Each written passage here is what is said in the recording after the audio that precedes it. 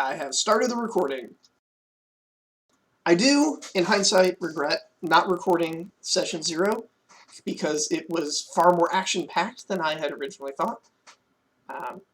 So, who would like to give a retelling of the previous session so that on the record we have your glorious deeds?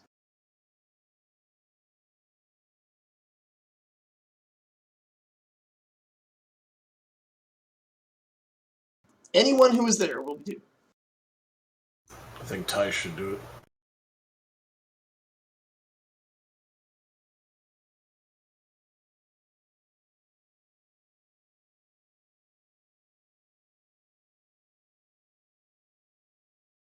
Does anyone remember what happened last session?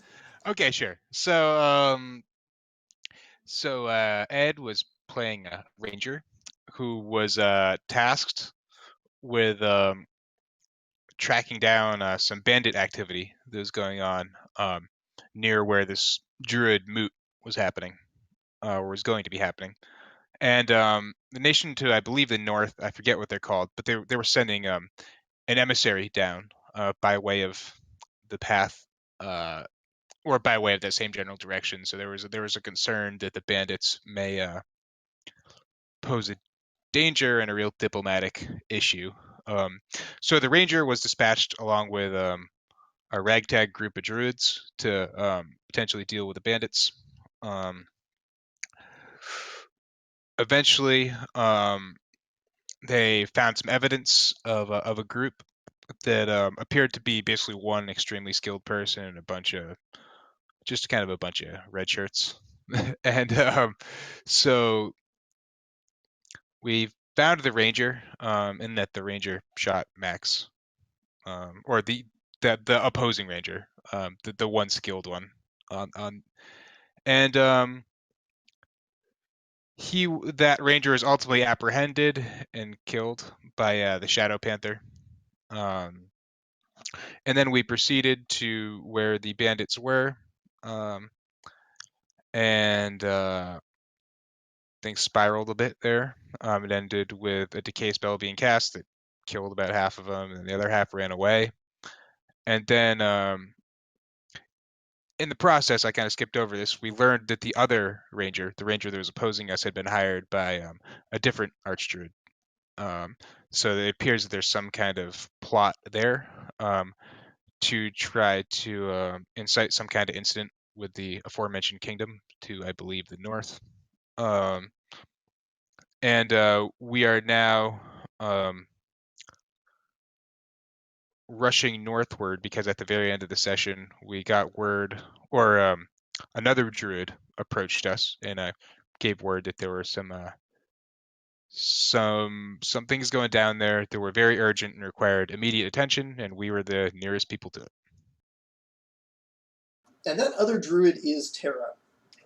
Tice, your character has learned from the druids that Archdruid Uthalor has basically had a little panic attack. He found out from remote viewing that his favorite ranger, a child that he had raised since rescuing in the wilderness, has been killed, and while trying to do something to stop this this envoy from the Empire of Artus to the north. He himself has teleported away, and the druids, sensing the change in the wind, are afraid that he's going to try to redirect a river to wash out the road that the envoy is traveling on. You have hauled ass down here to warn these fellow druids and try to help them and proceed to wherever Uthalor is to try and stop him from causing massive devastation to the landscape and the wildlife, and probably also prevent him from hurting the envoy. You guys are druids, so you kind of have your priority order. It's at this moment that Fendel, who's been traveling with you, he unravels a bit of magic from his collection and conjures a mouse that hops up onto his hand and is filled with mystical energy. He then hands the mouse to, I'm going to say, your character, Miles, since you demonstrated the most capability in dispatching enemies. And then he drops down onto all four, grows into the shape of an antelope, although he is still clearly a person, but his arms have elongated, his knees have bent backwards, and he hops forward towards where the envoys are at full gallop. So Yeah. I now have in my possession a mouse made of energy. It is a completely normal mouse that has been imbued with energy. Oh, okay. The mouse looks at you with intelligence, as though it understands everything you're saying, and you can see beneath its fur there's a golden energy coursing through its skin. You get the distinct impression through your druidic senses that if this mouse wishes to, it can move incredibly fast.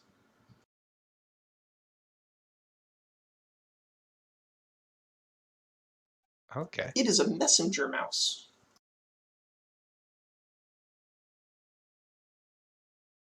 Yeah, so I'll turn to the group and I'll say, all right, who should we send a message to? I suppose the druids up to the north, correct? It seems like his intention is for you to send a message to him if you need him, as he's heading north now, faster than any of you can move, but he's heading along the road, meaning he's going to arrive not where the druid is who's redirecting the river, but where the envoys are. Okay. So I suppose we should set off in pursuit of the druid. Are we in agreement that priority one needs to be stopping this archdruid? Yes, indeed. Basically, If we're unable to stop the druid, we have to be able to create a diversion of the river again to stop it from hitting the envoy. Sure. So let's. I think since we're all not particularly well acquainted, maybe we should take a moment to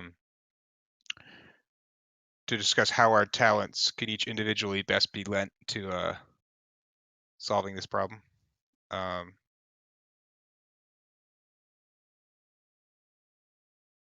Is there anyone here who can redirect a river?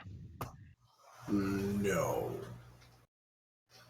Not unless you have like a whale spirit nearby I can talk to. I have the potential of being able to make some channels to redirect some of it. I have some domain over trees and dirt, as well as the storm itself.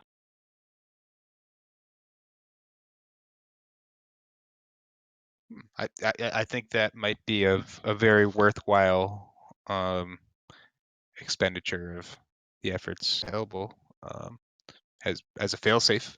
And if we fail to reach the envoy or we fail to reach the druid or both, it would certainly be better if we could minimize the damage.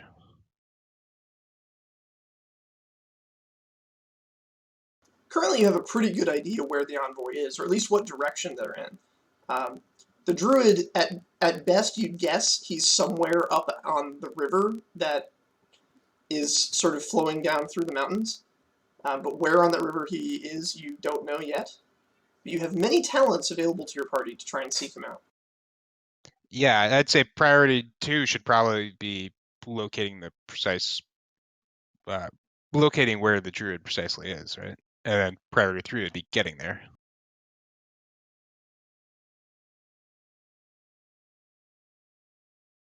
I mean, if we get there, however he has to be dealt with, we can likely deal with him.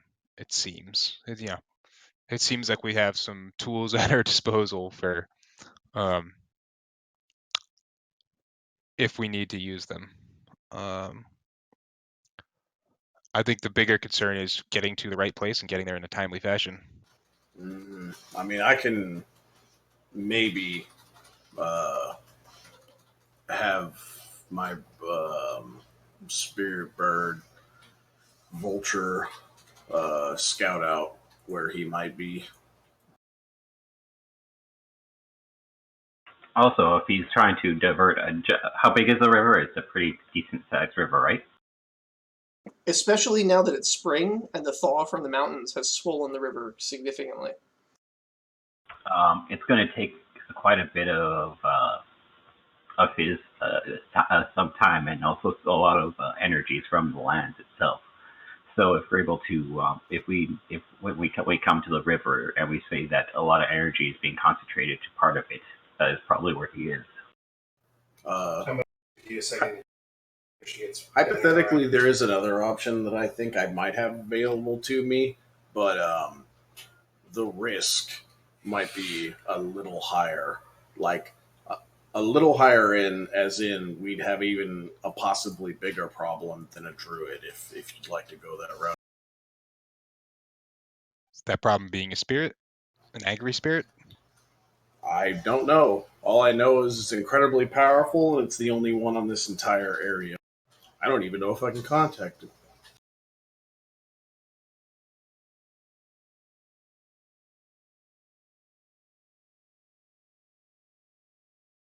From what little those of you who are not spiritualists know of spirits, it's generally assumed that every rock and tree has its own minor spirit, but there are also bigger spirits of collections of things. So there are wolf spirits. Each wolf has a spirit in it that will be unleashed when it dies. But there's also the spirit of wolves, which covers all wolves. And as such, there may well be a spirit of the forest, which would be massive. Yeah. But that's mostly theory to everyone except for Alabaster, for whom it is a reality. Yeah, but communications with these things can get a little wonky, so it might even want the river to be deterred. I have no idea. So that's a big risk. We're going that route.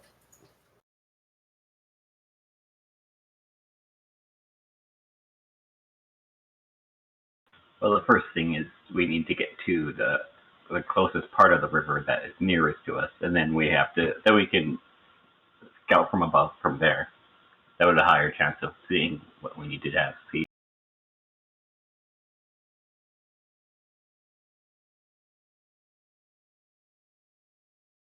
I'm down.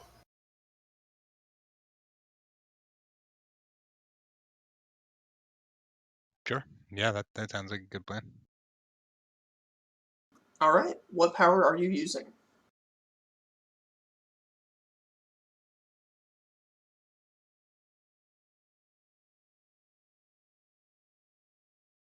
The power of friendship?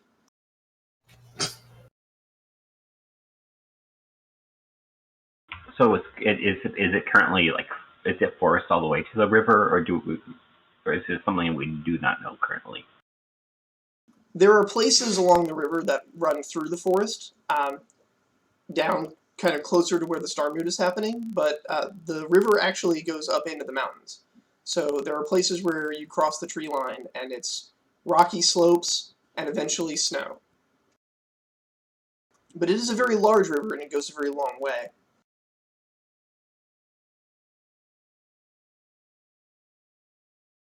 Is there any way we can scout the river without physically going there?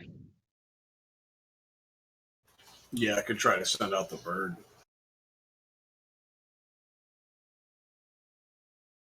Can you communicate with the bird in real time? Like, does it come back and tell you what it knows, or do you see what it sees, or?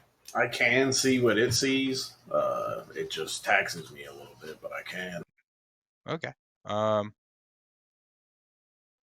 Yeah, I mean, I think the bird would probably do a better job than us, right? Yeah. It's turned to my shoulder, and I'm like, I assume you've been listening.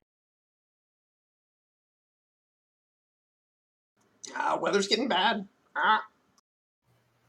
Yeah, could be a storm, could be a lot of dead things in this forest soon. Might ought to go see if there's some already. Maybe wait. After storm, lots of dead things. You said there's going to be a river redirected. Many corpses at the base of that. Yes, but one very powerful corpse for you to eat if you help us out. Go ahead and make your roll.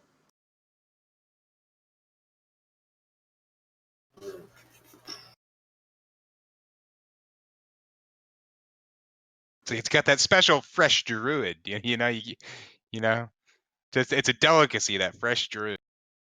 Yeah. Be sure you make your roll in the session. Yeah, there you go. Yeah, that's what I'll do. What am I rolling?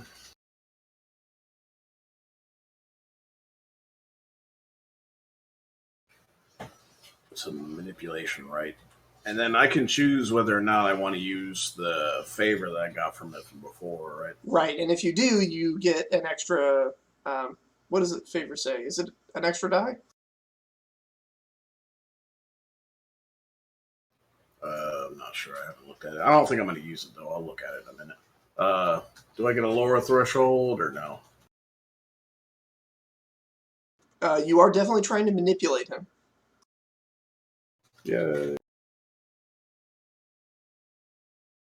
3 successes. The last die was very tasty. This one may be tastier. Druids eat good berries. Makes for tasty flavors. All right, I'll find. And so the spirit of the vulture flaps up into the air, and is actually buffeted a little bit, which is kind of odd. I mean, it's a spirit, so the wind doesn't technically affect it.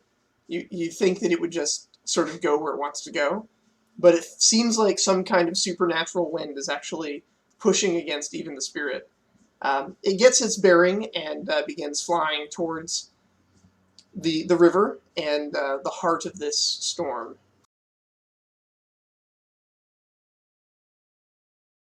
It will Nice. return to you in a moment. In the meantime, is there anything else you guys would like to do? Well, while your bird is singing, we should probably get ourselves closer to the river so that once we find out, when it helps us find out the location, we are better act to it. So he'll sort of like pat himself down, and he will sort of like put his hand on the ground, and he'll sort of like start doing a little bit of wizardry with it. He sort of like starts digging up dirt and sort of like patting on his feet, and just as he like points to everyone, it's like, okay, everyone just do this out. I have an idea to help us get a little bit faster. Yeah.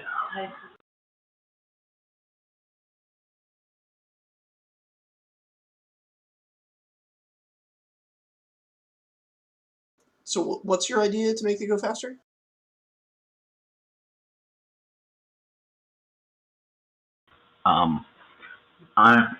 My idea is I'm going to be creating sort of like using the dirt. I'm going to be causing us to sort of like glide across the dirt areas, sort of like. Okay. So, small area of effect. Um,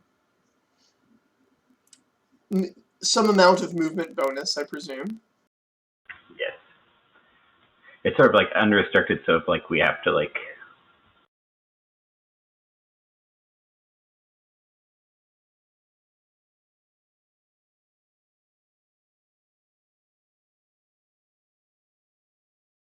Of course, it has to hit multiple targets.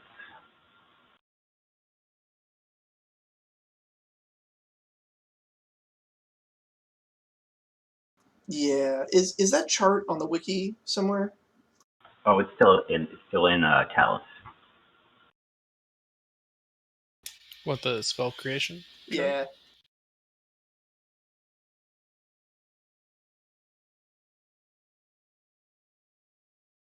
I can go to Taliesin and scroll up.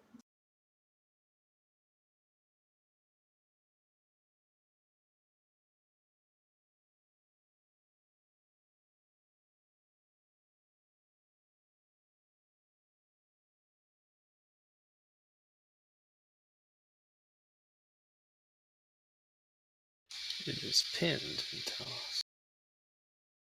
Nice.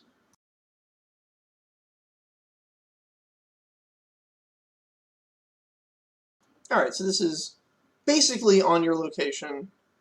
Small radius, which is +1. I'm going to say it sounds like shifting the ground under people's feet might be unreliable. Yeah. All right, so we'll say it's a 2. Yeah. So difficulty 2, and you can give everybody an extra 2 dice for their exploration roll to make progress.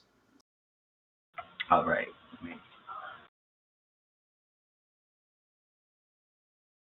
And this is my domain, so I get an extra dice, or is it This is your domain, so you don't get penalties. yeah, right. It's my domain, so I don't get bound. Try casting something outside your domain, see what happens.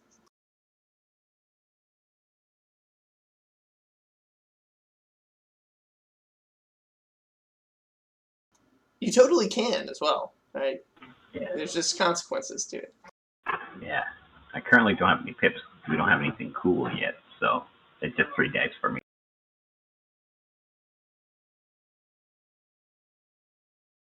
I'm going to have to use my new ability. Historic channeling. Esoteric channeling, if I recall correctly, that lets you tax something to get an extra success. Oh no, it's a dice. You get an extra die. So it might be a success. Yeah, I may pay X, so 5 times arcane or esoteric, the potential to gain X dice to perform a esoteric power.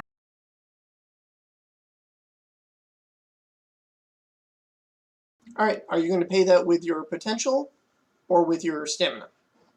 Stamina is 5, right? Stamina is 5 times the cost, yeah. Sure, I'll use my stamina first.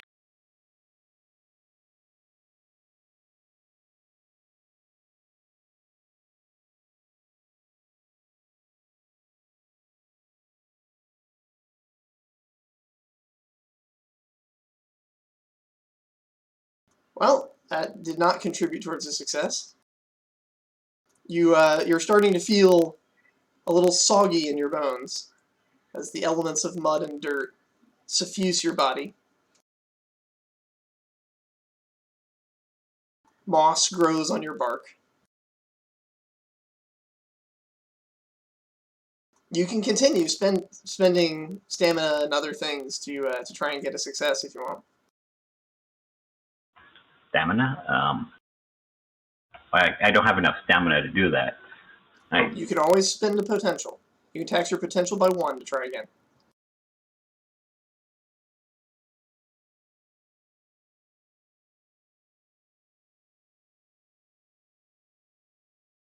Or you can accept failure. That's also an option.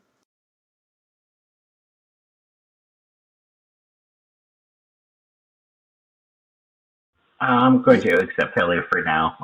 Yeah, just like I'm just rooted into the ground for a moment, just like, Can someone pull me out?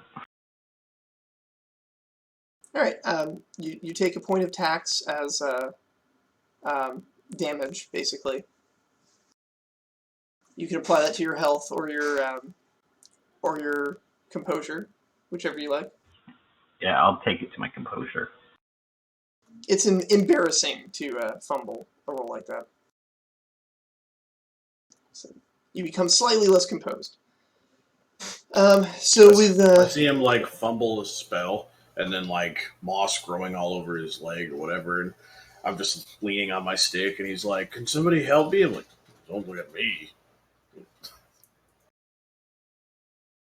What do you need a walking stick for? You are a walking stick. I guess I'm not trying to be a stick in the mud or anything. Never rolling exploration.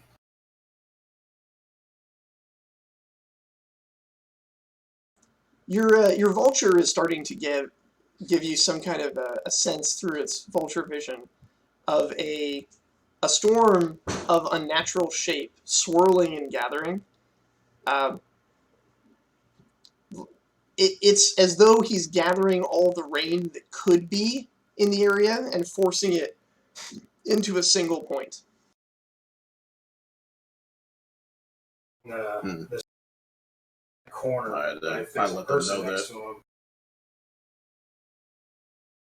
The spawn is fortunately below the tree line, so you don't have to climb all the way up into the mountains, but it is pretty high up. It's at a place where a beaver dam created a bit of a lake for the river before the filling of the lake overflowed on one side and began pouring out, continuing its way. He might knock over that dam, but there's another point on the river where if he levels a piece of mountain, he could dump the entirety of that lake down into the valley and wash out the road. You definitely spot magical energies there, but your vulture is having trouble getting close enough to actually spot a person. Well, I mean, we know the general area. Yes, you do. And part of the I- geography of that area is such that somebody in that area will have a hard time spotting you, since they're surrounded on all sides by raised earth and stone.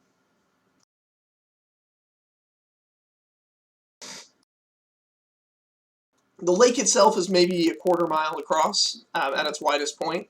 It's a little bit twisty in shape because it's formed by water filling up a space amongst foothills below a mountain. But it's all sides of it are hills raised up, and so approaching it means that you're not going to be seen by somebody standing on the other side.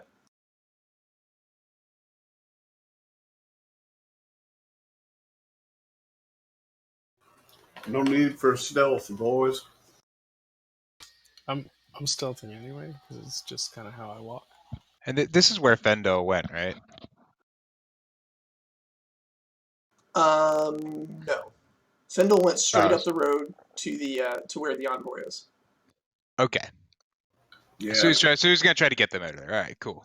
It looks like if this guy does the big enough damage to the mountain, he can potentially bring a whole lot down this way also. So I'm going to get on move on. And did I hear that one of us has a domain of Storm?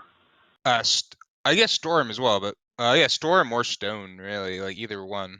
I think they're about to become very relevant. I'm not a master of stone. I am a master of grounded up stone.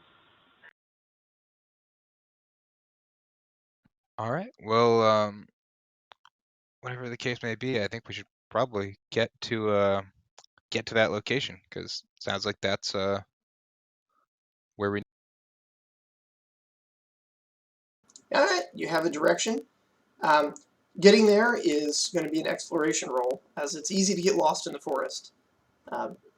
Most druids will probably find their way fairly easily eventually, but being in a hurry, you don't have time for a lot of the niceties of consulting with the spirits and your feelings and nature and such. But I mean, I've at least already scouted the terrain. Yes, that is true. So you have a good sense of that, and I will award you bonus pips to your roll. Yeah. Equal to the quality of your vulture.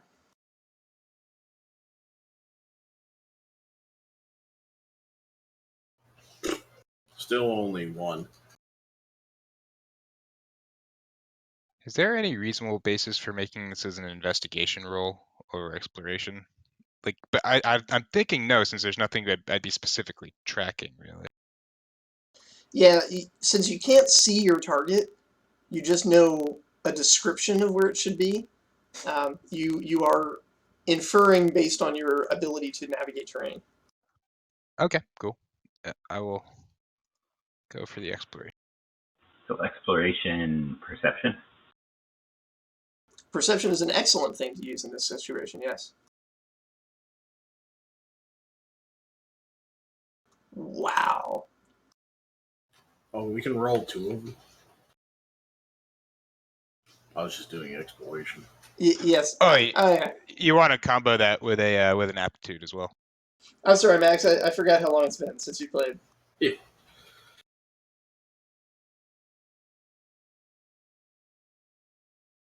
I'll just throw in 2 more D. I think you have 1 pip left over too. Yeah.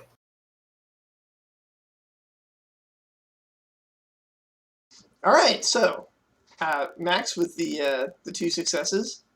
Oh, I didn't see that it did go. Yeah. Yeah.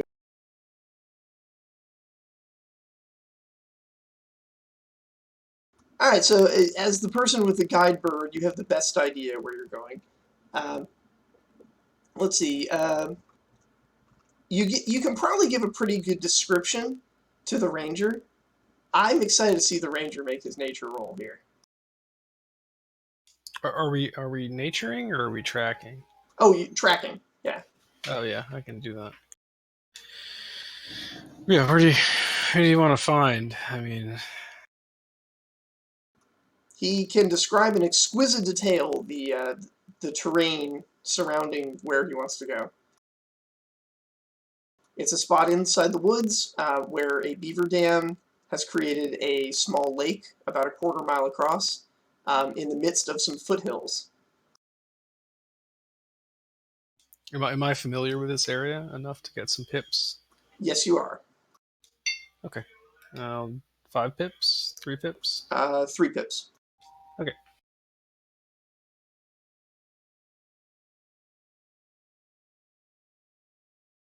The ranger knows the way. Alright, guys, follow me. Druids casting magic and summoning demons or whatever it is they do just to travel around the woods. Well, to be fair, you wouldn't know where in the woods you wanted to go if it wasn't for the druid. I'm a ranger, I range. I don't know that you would even know anything about like spirit summons or can even see. So all you've seen so far is a guy get eaten by nothing, and I'm telling you about mystical birds. No, I mean, I'm pretty sure I saw a giant ghost panther maul someone's face off. So, Oh, okay.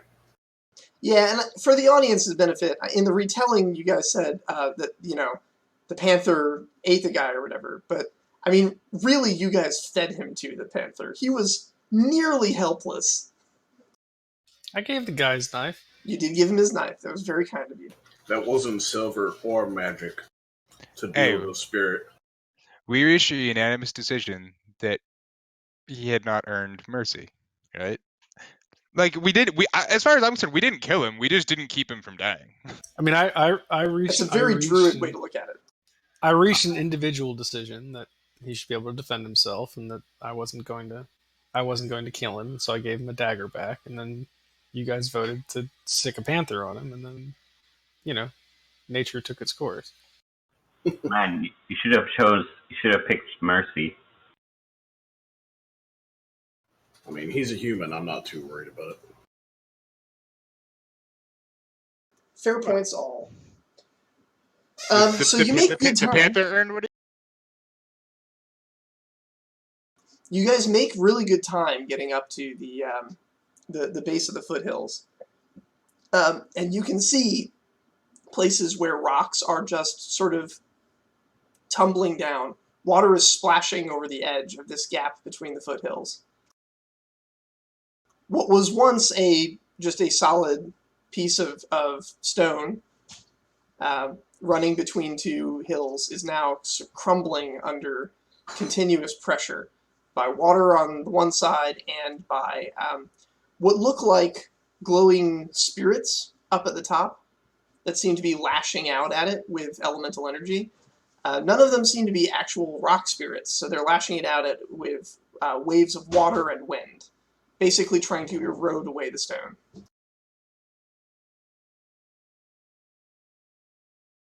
You cannot see where these chains lead, but each of these spirits does have a chain wrapped around it, leading over to the other side of the hill.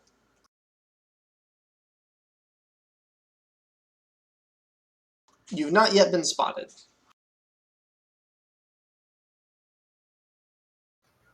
Well, Forest here those is chains- dense, by the way, so you guys are I mean, are we going after this crazy druid guy? Is that the plan?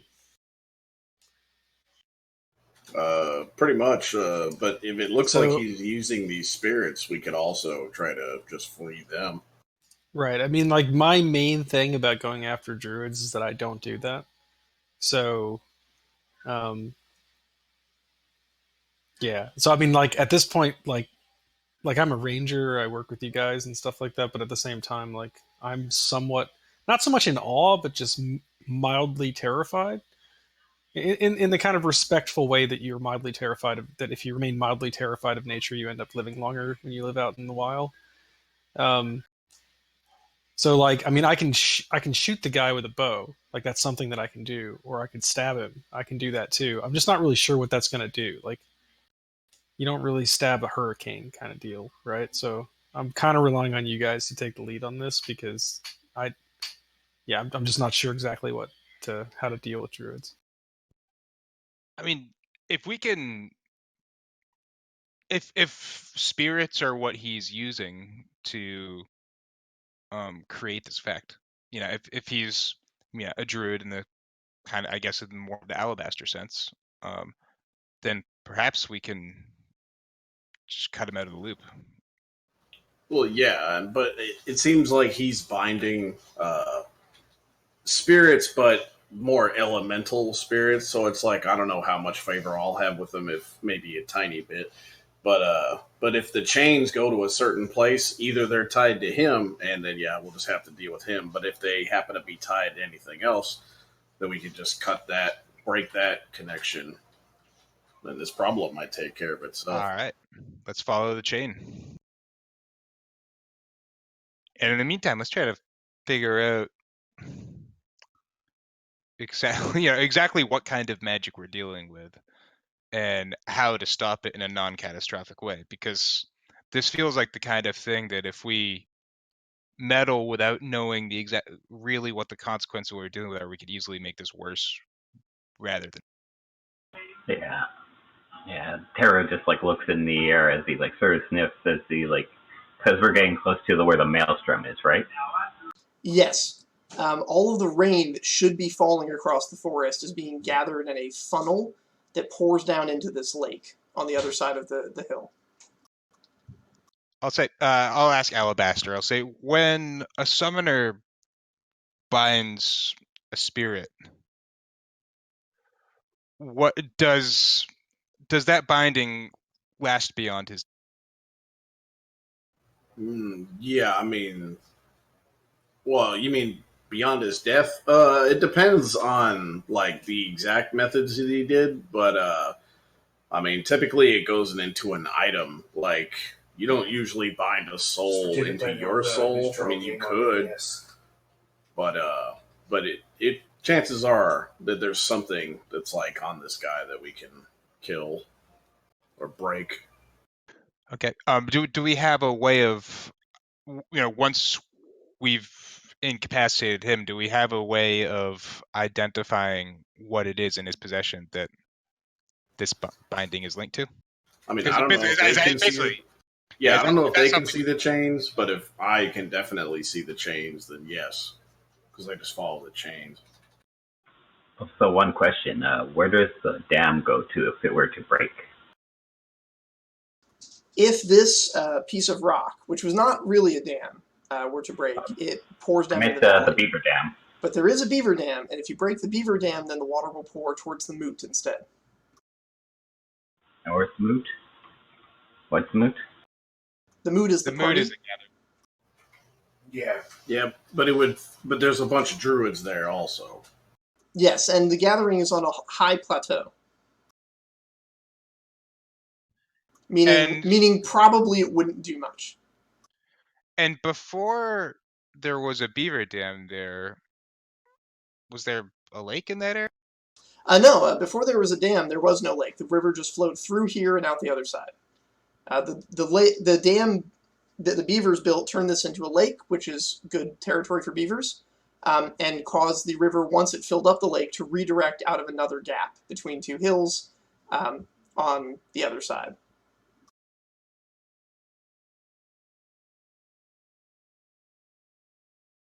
So yeah, if we're unable to stop him, I'll try to use the storm to force it through the beaver dam.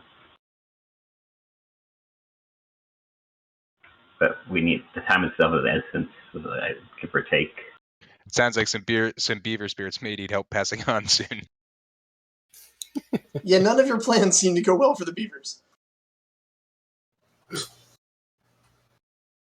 They know what they signed up for. Well, if they need help, that's what I'm here for. Miles, you feel a tickling sensation on your wrist. All right. I'm guessing it's the mess. No. 3 spiders have climbed onto your wrist. Well, I mean, this is clearly Istis. So yeah, I suppose I'll just ask. What should I do? One at a time, each of the spiders bites you. You feel a sting, and each bite leaves behind a pair of marks, one for each pincher. The 6 marks form a ring on your hand, and then the spiders leave. They leave? Yep, they just drop Okay. off your hand and go about their spidery business. All right. I suppose I should probably examine my hand. Did I recognize the type of spider they were? Probably not. I'm not really an outdoorsman. Well, at least by Druid standards. I guess by regular standards, I am. I mean, I can look at it. They were 3 different species of spider, in fact. You know, I'm just gonna have some faith in my god. You know, I'm pretty sure Istis didn't send 3 spiders to kill me. So, I would like to just kind of examine the pattern in which they bit me and where on my hand they bit me. Specifically, and is there anything like in the lore around Istis that would give me some kind of indication of which spider represented the past, present, and future? There isn't, but they bit you such that the 6 welts that are forming form a perfect circle where your thumb and your index finger meet. It's sort of that meat on the back of the hand. And as you watch, the welts meld into each other, forming what looks like just a perfect ring. A single raised portion of your skin. The redness fades, but the raised portion remains.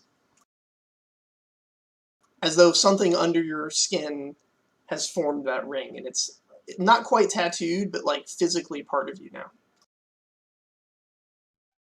Excellent. I'm just gonna look around and curiosity and see if anyone else saw any of this happen. Because yeah, I'm a little staggered. It's not something I was expecting. But assuming no one else saw it, I'm really not inclined to make a big deal out of it. The mouse is looking at you, kind of like, what should I do? I'll say, don't worry, that was just my god. Mouse kind of shrugs and like looks back into the woods where the mage that originally enchanted it is no doubt somewhere rescuing envoys. All right. I'll I'm saying I wonder if now's a good time to send this mouse off. Just to update Findel on I want to give him as precise a location as I can on where we believe the druid is, what the which area of rock he's planning on eroding, and that he's changed spirits, and that the effect of that will be to wash out the whole valley. Because if he's going to rescue the envoy, I want him to know exactly where the danger area is. So yeah. The mouse looks around at the surroundings, listens to your words very carefully, almost looks like it's taking mousy mental notes, and then salutes you in a very unmouse-like pose, hops down off your shoulder, and is like just a blur, like a spaceship going into warp. Trees are like distorted as it passes. Leaves send a trail off into the distance. I'll salute him back. Godspeed, mouse bro. The Mousinger is quite a cool little spell.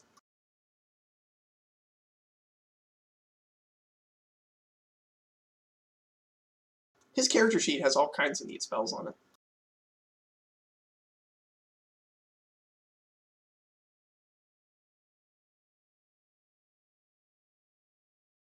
All right, so Now you face the current challenge.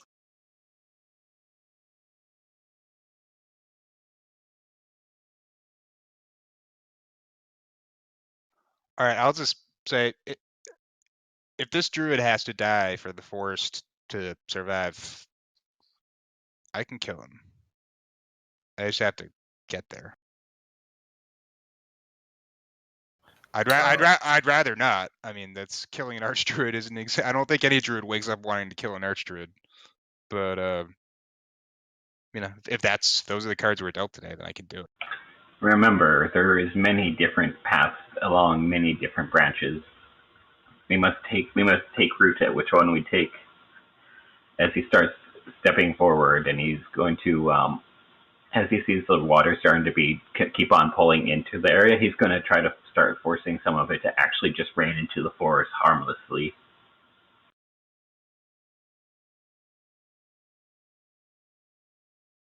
All right.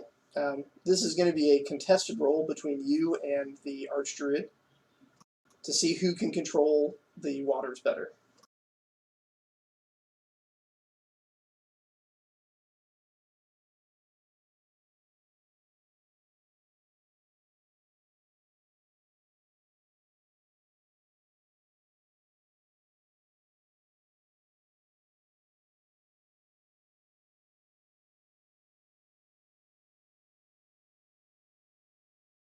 Nope, I don't think I can beat that.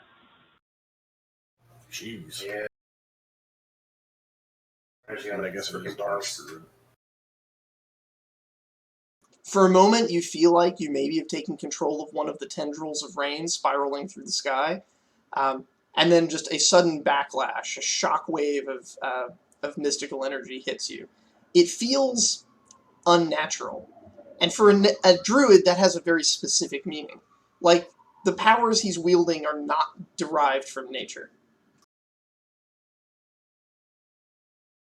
Yeah, he is not using the ley lines of the land. He's using something way more powerful, or something that's unnatural. Yeah, he's a druid, but he's doing unnatural things, and he's also trying to cause damage to the forest. Yeah, so, yeah, I think he's definitely within killing range. The elementals kind of snap up at your manipulations to the magical fields, and one of them points roughly in the direction you guys are in, but not specifically at you. So they probably narrowed their field of roughly where you guys are from your magical attempt, but they haven't actually spotted you yet.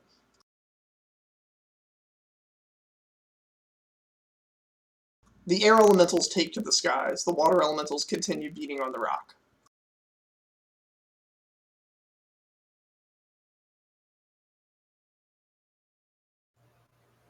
Do we want to make our way to this chain, at least reposition where we are now, so that these things don't get all on us at once? At least we want to kill all elementals. The air elementals do have visible chains leading somewhere behind the hill that you guys are currently hiding behind. So, whatever's on the other side of that hill, that's what has the chains attached. And let's just be off to the other, to get to the other side. Because the only other thing I can do right now is attempt to use the trees around and accelerate the roots so they go through the rocks and bind them together. I can delay them while you start moving along.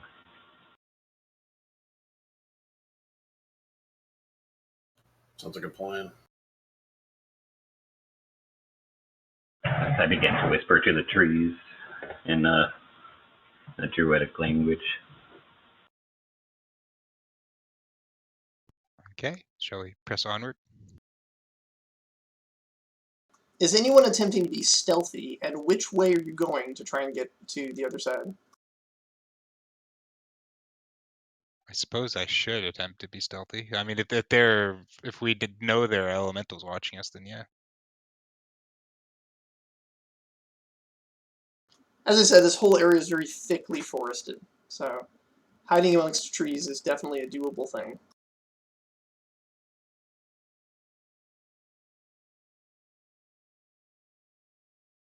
Are you going over the hill, around the hill?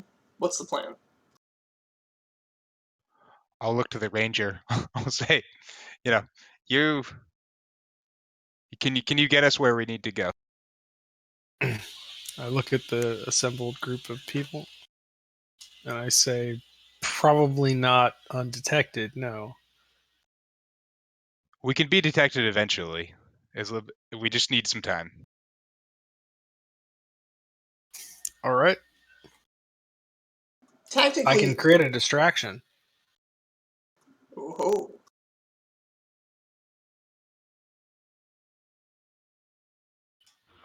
You guys aren't masters of stealth. I say, looking at people with walking sticks. I'm like, I could probably get over there, but I could also create a ruckus somewhere. there are water elementals if you go around the hill to the left. Around the hill to the right, you know there's a beaver dam over there, but you don't know if there's any elementals present. And overhead are air elementals, but the forest is thick. You could go over the top of the hill and still stay within like cover of trees. Once over the hill, of course, then there's the lake. There are no trees growing out of the lake, so yeah, that you would be exposed at that point. But those are your And three we main want to get to methods. the lake or to the other side of the lake, or To the lake. Somewhere on the other side of this hill, at the base of the lake, is something that the elementals are chained to, according to your druid friends. You don't see it at all. all right. Well, I mean, we can stay under the cover of trees. We can avoid the water elementals. Maybe we can try and make our way through. I'll be like, I'll just say, follow me, walk exactly where I walk, and be quiet. And I'll go ahead and make a nature roll, and I'm just giving these out as helper dice. Is there like a difficulty that we all need to make? To remain undetected completely, they would all need to roll 3, basically. I, I don't know if you're going to be able to keep all of them. No, I don't think I'm going to be able to carry you guys through this. I don't even know if I can get through this, to be honest. Can I help by giving people tree sight? Did you say tree sight? Yeah. Since so people can go through uninhibited through the very thick woods, wherever, then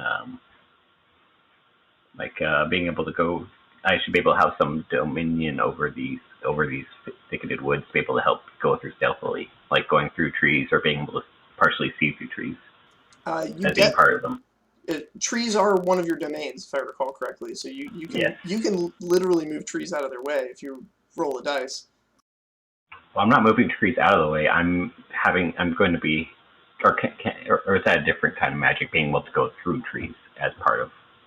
Making yourself go through trees is very easy. Making other people go through will be difficult, but not impossible. It's within your domain. I will do this then to help us, help Nature Man, or our ranger. The spell to make yourself phase through a tree is a 1 difficulty. The spell to make somebody else phase through a tree is a 2 difficulty. Okay. Okay. While I was doing this, I'll ask Alabaster again. I'll just say, I just really need to confirm this. If we kill a druid, the spirits that are bound to him, are they harmed? Like, is there a lasting effect there? Is there any kind of like backlash that feeds back to them? So, I mean, you're kind of asking a question like right now we know that there's a fire.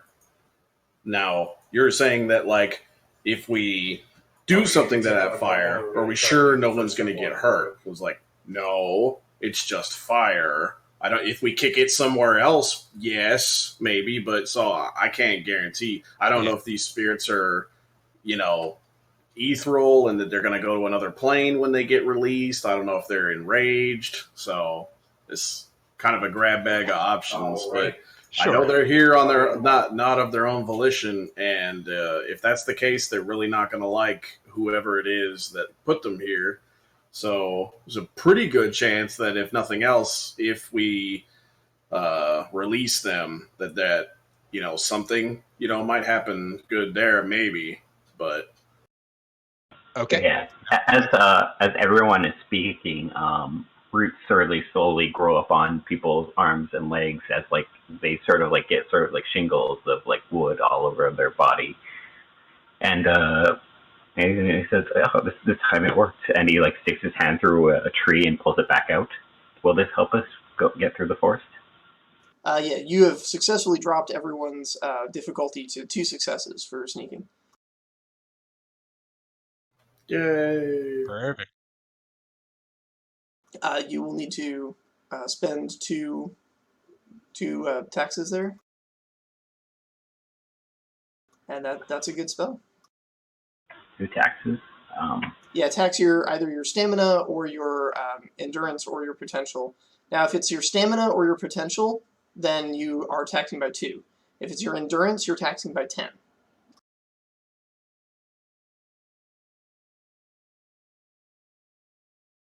Okay, I'll do my stamina.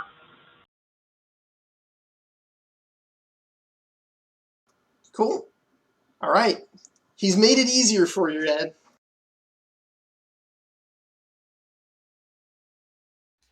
All right. I mean, I can roll my nature, and And then everyone's going to roll stealth plus agility, and we'll see how many air elementals see you all. all right, I got 2 helping.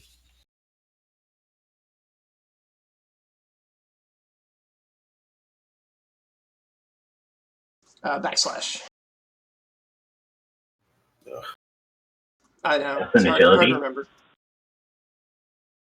Oh God, The old man with a cane. who'd have figured? I'm just like kicking over rocks and stuff, going, "Ugh, why do we always stealth?" All right, Ed. You can choose to save the old man with the cane from being seen, or save the tree man, who uses magic to make everyone phase through trees from being seen.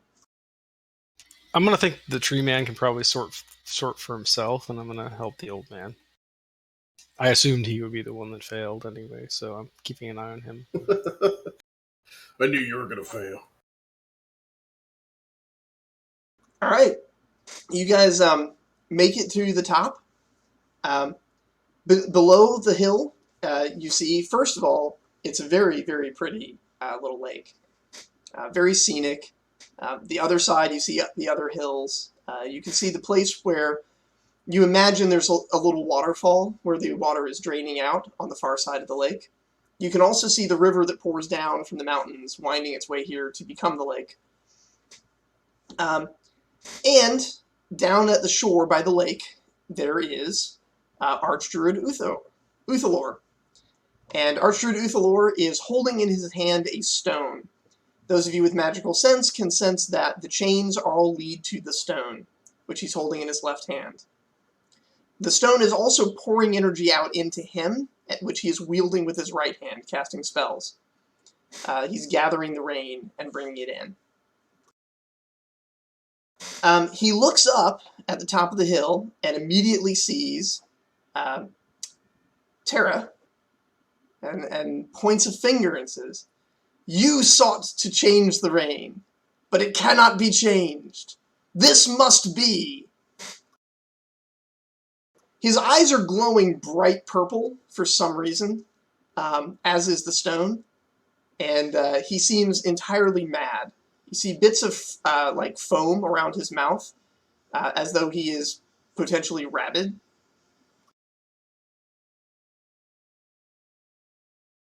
And I'm guessing the stone is giving off the same unnatural energy that Terra previously sensed. Very unnatural, yes.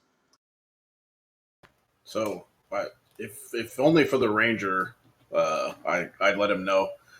It looks like our options are shoot his open hand that has nothing, and he'll have trouble changing any of this weather. Shoot that rock out of his hand or break it, and the elementals aren't a problem anymore. Potentially.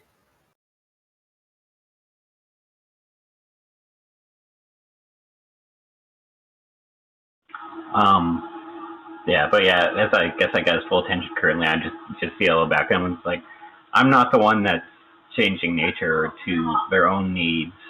You're the one that's pulling the well-needed rain for the forest to your own demands. You were changing the land like a city folk would do, not a druid. You're not certain that he heard you, but his response does bear some semblance of a response to your words. On the other hand, he might just be continuing his rant. He proclaims, "The Empire is unnatural. They must be washed away, cleansed, or they will bring ruin upon us all." So this guy's just clearly nuts, right? Literally frothing at the mouth, yes. Or he All might be right, holding. yeah. He might be holding something cursed. I mean, maybe. He seems to be the one binding these things, at least. At his beckoning, by just like yanking on the chains with the stone, the air elementals descend upon you, Tice. Oh, God! This would be the point where we would say something dramatic like roll for initiative. Of course, we don't have initiative in this system. So we're just going to pass the spotlight around and see what everyone would like to do in this situation. You have very little time to react before the air elementals will be upon Terra.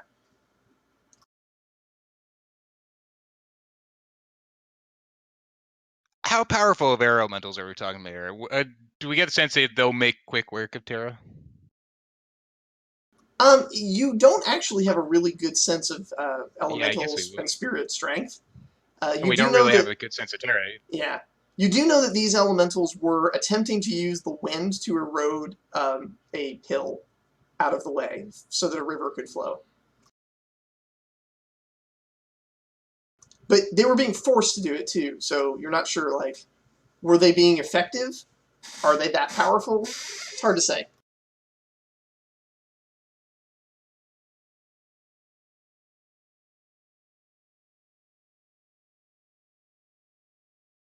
Um, the vulture was still moving around, right? Like, I mean, When you he's not started having the greatest. when you started stealthing, it flapped its way back to you.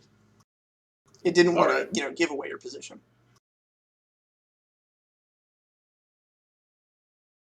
Is there any way that I can convince that bird that the rock is like an eyeball?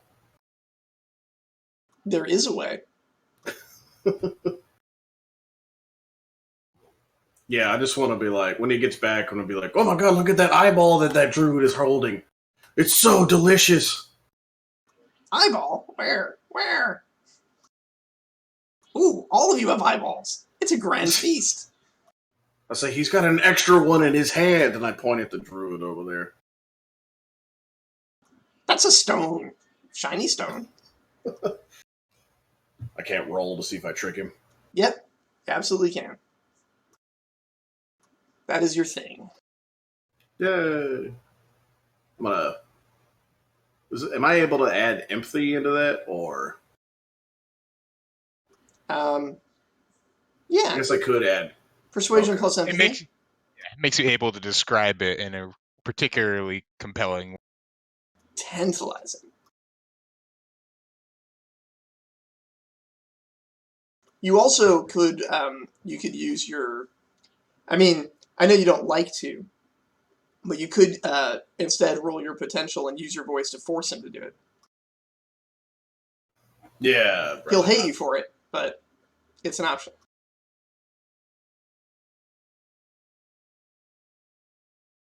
And I'm assuming it's a lower threshold because it's one of my things.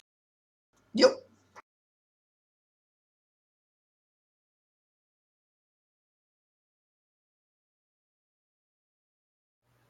Okay, what I do wrong there? Uther is taking its time with that one. Your formatting was correct, so I'm not sure what's happened.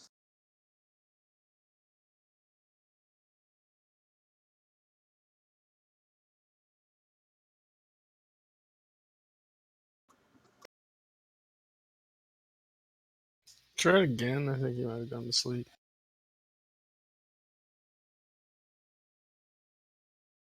Oh, there we go. There we go. You're very persuasive. This is shiny stone. Give it a try. I tell him, but like, you must wait for the right moment. Otherwise, you will lose your prize. That's a good call. So the vulture sort of flaps its way up into a tree, begins eyeing it sideways, trying to figure out when its right moment is. Let's say it's a carrion bird, not a hawk. Yeah. All right. Who else? As the elementals are coming towards me, I'm going to look across. How far is the druid from me? He's at the bottom of the hill. I'm just going to put my hands like this and just gonna pull thing, and I'm going to target the dirt below his feet, and I'm going to disrupt his magic as well as his control by putting like a 10-foot pit underneath him. Nice. Okay.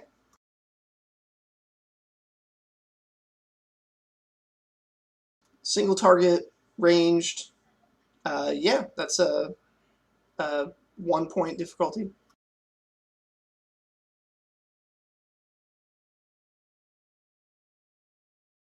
There you go. And you got an extra success there.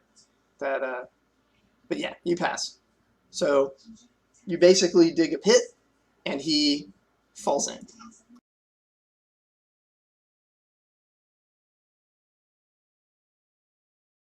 The air elementals are still bearing down to you, but now he's in a pit.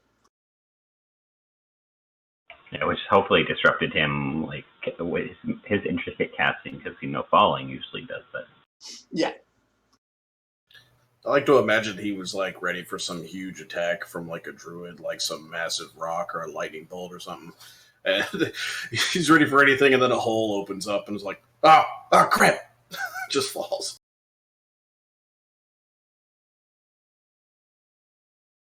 For the tiniest split second, all the water droplets in the air begin falling at a normal downward trajectory.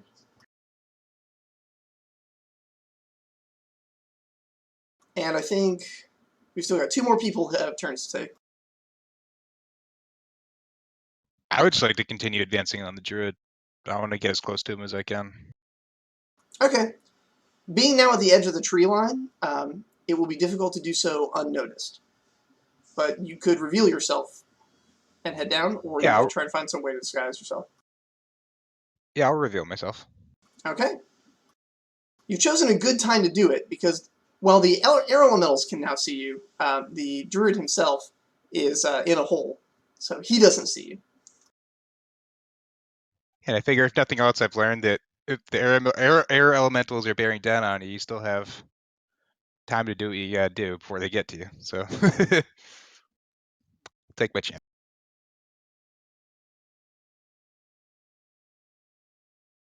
All right. So yeah, you approach. You're at the bottom of the hill. Ed, what would you like to do? I missed what happened just now because my thing went out. Oh, are we attacking this guy basically, or are we just trying to? So Tice dug a hole under him with his magic, and then the druid fell into that hole, and then let's see, Alabaster used that moment of him being in a hole to descend the hill, and so he's now at the bottom of the hill, advancing on where the druid is in the hole. I am not. I'm sorry, not Alabaster. Eamon. I mean, I can just put an arrow in his head. Currently, he is in a hole, so his head is not super visible, but yeah, that's totally something to try. You're sure he'll come back out again. Does he look super threatening? Like, is he like, or does he look like he's about to be eaten by air elementals? Because if he's about to be eaten like air elementals, as a good ranger, I'm just going to let nature handle its thing and kind of stay out. No, the air elementals are about to eat one of your allies. Okay, that's not good then. Yeah, I'm going to put an arrow in his head. Or I'm going to attempt to anyway. I'm going to fire an arrow at him with the goal of putting him down. He is currently in a pit underground, so he's not easily visible. Oh, I see. I'm going to get into a position where as soon as he comes out of said pit, I'm going to put an arrow in him to put him down. Good plan. I like this plan. All right. As I said, all the water droplets in the air that had been being gathered to fill the lake have stopped their spiraling and are beginning a downward descent. There's a burst of magic and glowing lights from the pit that he was dropped into, and he rises up out of the pit, held aloft on the back of an earth elemental. He then casts his hand back into the sky and regains control over the water, and it begins spiraling back into its torrential pour. At this point, you do hear a crack, and it looks like some of the water elementals have made some progress. A trickle of water is now flowing out of the lake down the wrong side of the mountain, the side you really didn't want it flowing down. All right, so Ed, you had basically gone into Overwatch mode on that, so you have a clear shot now at his head.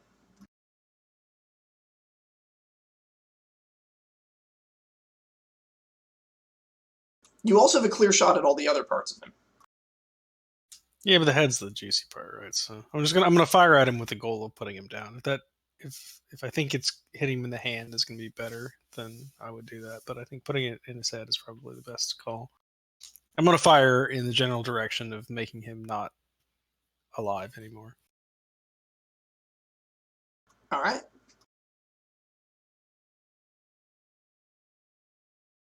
Damn it, either. Uh, I'm an idiot. Sorry. No worries.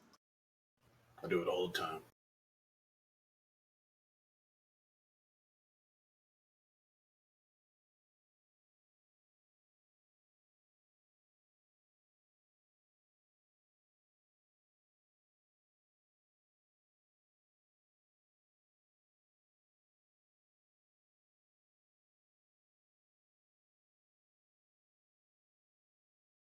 An air elemental intercepts your arrow mid-flight. It has, however, been distracted away from Tice, so only one of the two is now facing Tice. So that in a way, you did him a big favor there, as dealing with two of those would probably be beyond him.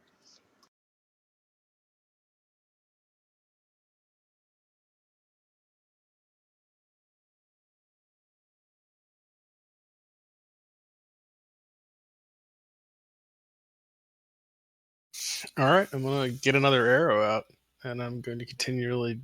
Yeah, my plan is to continue to put arrows in that direction. Tice, you are facing a 4-point attack from an air elemental. It's attempting to knock you backwards over the hill and just down the other side. You can absorb these 4 points however you see fit. I will warn you that if you absorb them into your health, you are flying backwards. That is the result of that.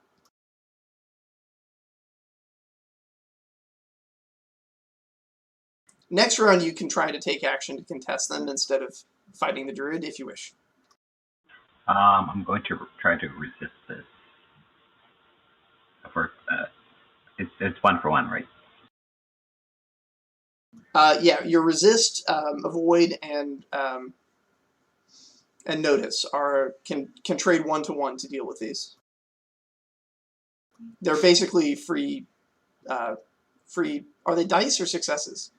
I think they're free successes.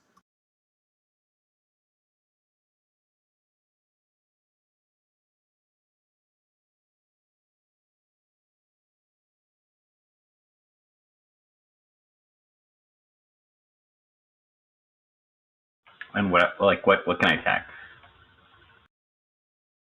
Sorry, what's your question? Which things can I tax? So I can tax health, my resistance, my 3 things. Yeah, you can injure yourself by taxing one of your skills, or even one of your aptitudes if you want to, or you can just tax your health. Health is just a big soak pool. If you do tax your health, that means the air elemental has successfully knocked you up into the air and over the hill, so you'll no longer have line of sight on the druid. I'm going to, as this happens, I'm just going. It's gonna like rip off all of my like those bars and stuff I have on me, and it's gonna like I'm gonna like have this like bright sheen of look onto me, so I'm gonna tax myself by 2. You taxed your health by 2, is that what? Stealth. Oh, your stealth. So Oh, okay. I'm more obvious. All right. And also, I took some resistance. I took 2 points of resistance as well. Very good. All right, you've rooted yourself. You're going to be a while before you're really stealthy again, but yeah, very good.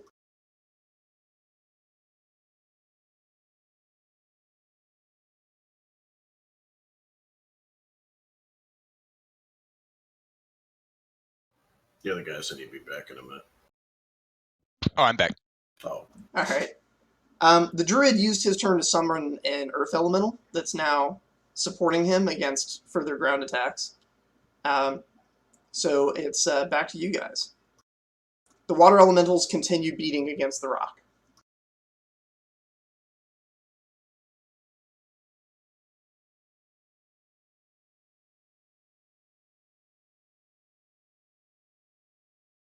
I went first last time. I'll just go first again. I like to imagine the scene that like the ranger to help me like get across, since I'm like smaller, was holding me in his arms, and like so I see like sweat glistening down on the side of his like face and coming down his chest, and I'm like, oh, my hero. But then when we get down there, he's got to take the shot, so he puts me down. I'm like, oh, all right. So I kind of wander behind him, like get some cover behind like a bush or rocks, whatever I've got like nearby, and I kind of again look to like the bushes like nearest behind me because it's usually always behind me, and I let the panther know it's time to feed. No tricks this time. Your panther kind of likes that answer, especially the no tricks this time part. So go ahead and take 2 pips there to your roll to convince the panther to attack. I'm gonna suggest to him that no, there's many enemies on the battlefield. Your meat will be closer if you find your way to it stealthier, rather than jumping out like just into the fray. Otherwise, you only get rock and wind to eat. So I'm gonna have him like stealth, and get the druid when he can. The meat was tasty. This one will be better, I'm sure. Let's see. So empathy, persuasion.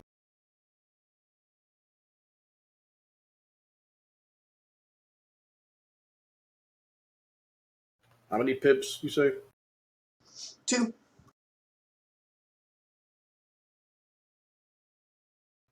Yeah. All right. Panther is convinced.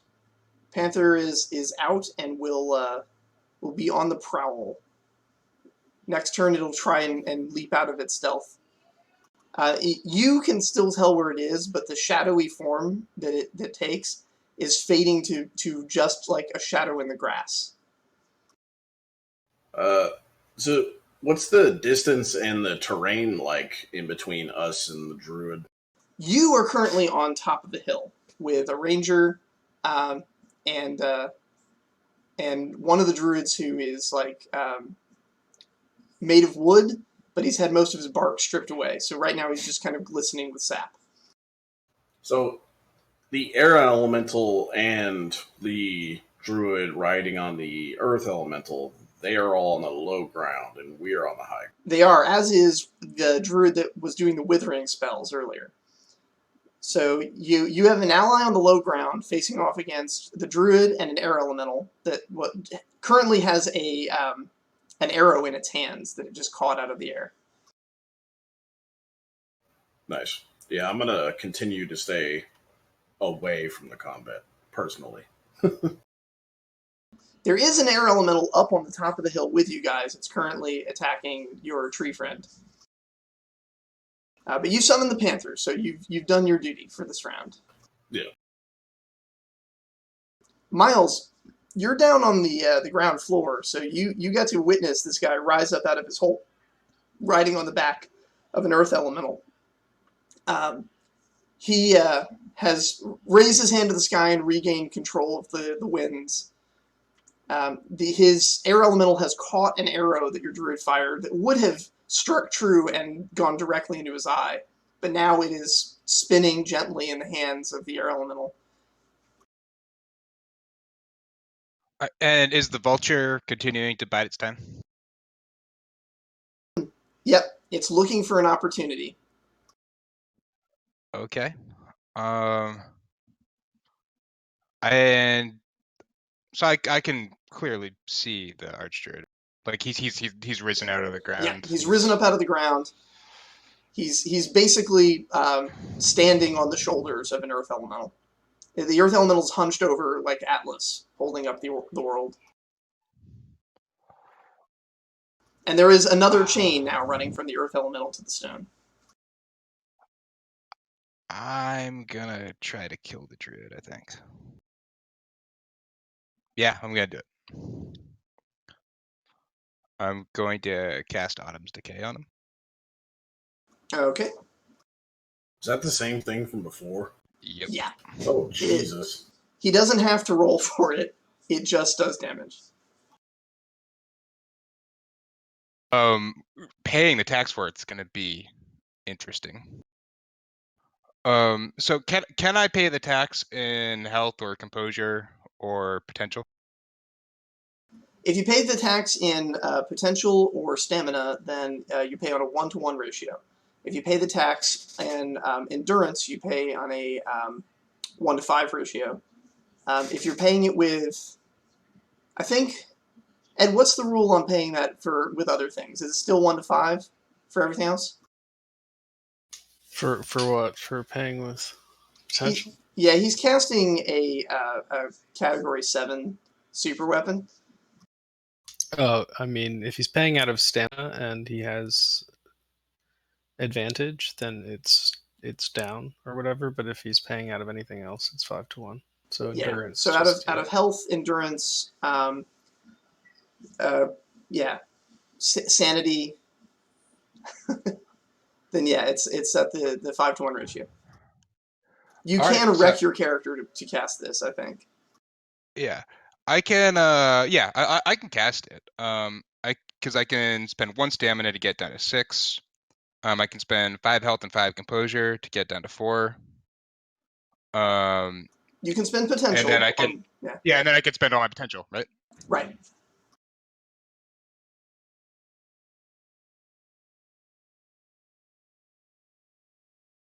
All right, there. I'm able to cast it. I'm gonna be kind of a train wreck after this, but but I can cast. How many dice does this thing deal? I'm sorry, not that. It's successes. It's raw successes. 7. 7 successes. Shavis. All right. Hi, Kai.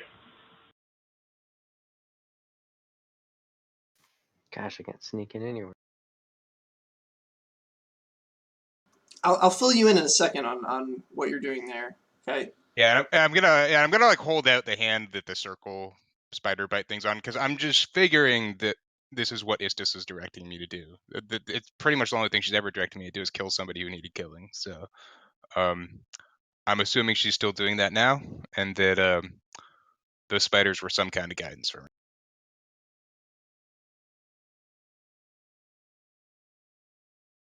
Okay. This may be a moment of opportunity here, as the withering. This guy is already pretty old, And so the withering is hitting him hard, like really hard. He doesn't have a lot of places to dump this, and so he's actually dumping it into his potential to try and magically just siphon it off. Give me a second to lower all his dice rolls here.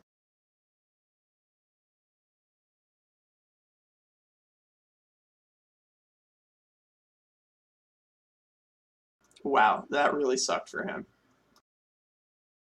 He is a powerful druid, so he knows how to handle things, but that hurt him a lot. He falls to a knee, the earth elemental barely catching him. The elementals do not seem to be affected by this weakness in him, but he is losing his grip on the sky. The rain is beginning to become proper rain. Rewinding just a little bit, so, Kite, I'm going to bring you up to speed. Upon hearing the news that an archdruid has gone rogue and was going to try and wash out the road by redirecting a river, you summoned a mousenger, gave it to your druid companions, turned into an antelope, kind of, and galloped towards the emissaries. Upon warning them of the danger and getting them off the road into a safe place, should your party fail to save them, you receive a messenger mouse back, the one that you had given them, and the mouse has a full report on exactly where they are and what's going on.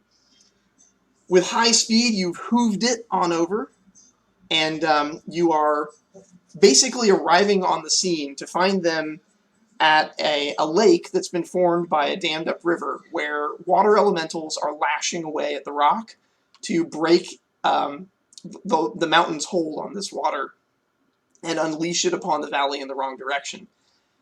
There is a druid who has been using magic to channel all of the rain of the local sky directly into a just spiraling funnel that leads into the basin here.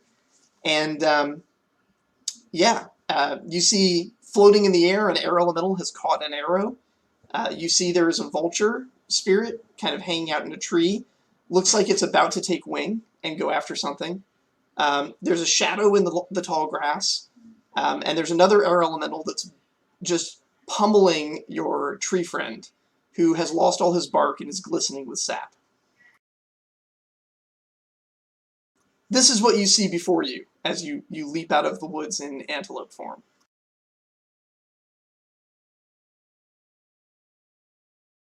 This is quite a scene. Shit's going down. Ed, you're in another position for a really good attack of opportunity. The druid has clearly lost control. The air elemental's still in the way, ready to catch another arrow. But the druid is kneeling down, and it looks like the vulture's about to try and make a run for the stone. All right, 4 again. I'm just keep pumping arrows into the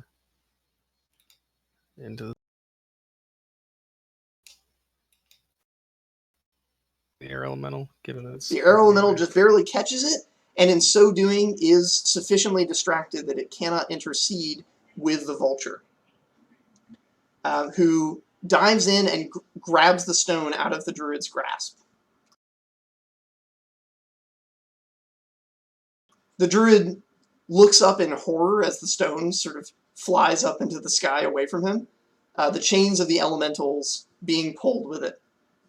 The elementals immediately give up their attempts at attacking Tice and the river, and the druid, in his desperation, seems to be drawing in power to make a final death blow. He's using all of his life energy to try and strike at the basin itself, to try and strike at the wall that's stopping the river. Tice, it is your go. And then Troy will have one action, and then the druid will get to fire off his shot.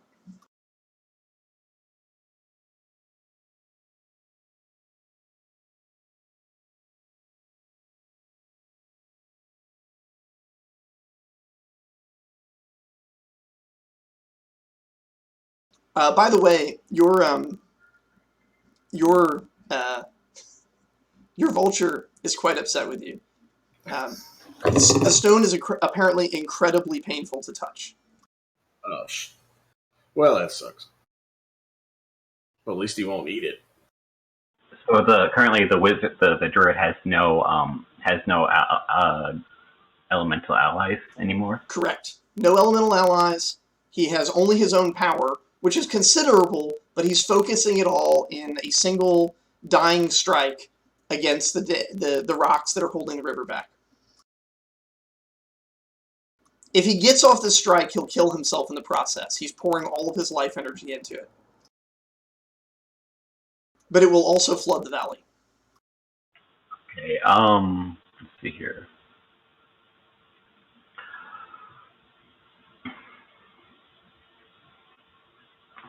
So he's currently in a wave of doing some more hand waves and stuff, right? As part of the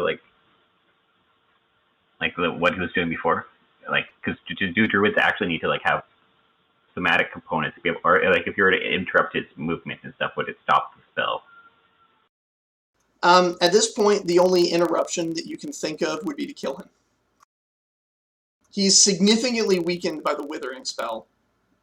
He's on his hands and knees, just crawling forward, but you can feel the energy building up inside him. His own veins are just pouring their life energy into his mouth in preparation of the attack. But it seems like a lot of potential has gone away right now. He's just using all his life. I'm going to like a raging river.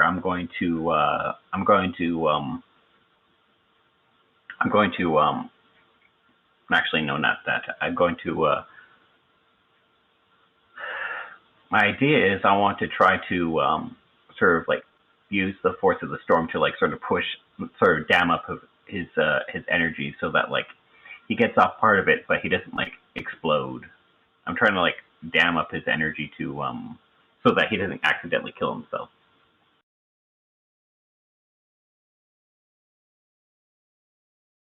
Just like the mighty trees would block a river, I'm trying to block his river of energy.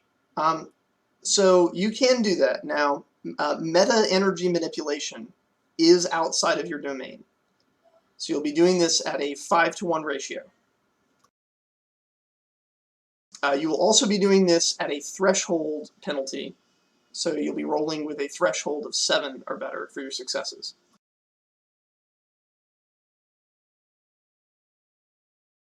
But, that said, if you get 3 successes, you can dam up his energy and stop him from unleashing his blast. Okay. Alternatively, you can do things within your domain, which you won't have penalties for, but it's understandable if you want to just pour into this action. It's a smart play. Yes, because I'm trying to figure ways of because he's using his life energy, but I don't honestly want to kill him, but yeah, I don't want him. Life energy is not part of your domain. Your domain is. Yes, I know. Yeah. I'm going to go for it. All right.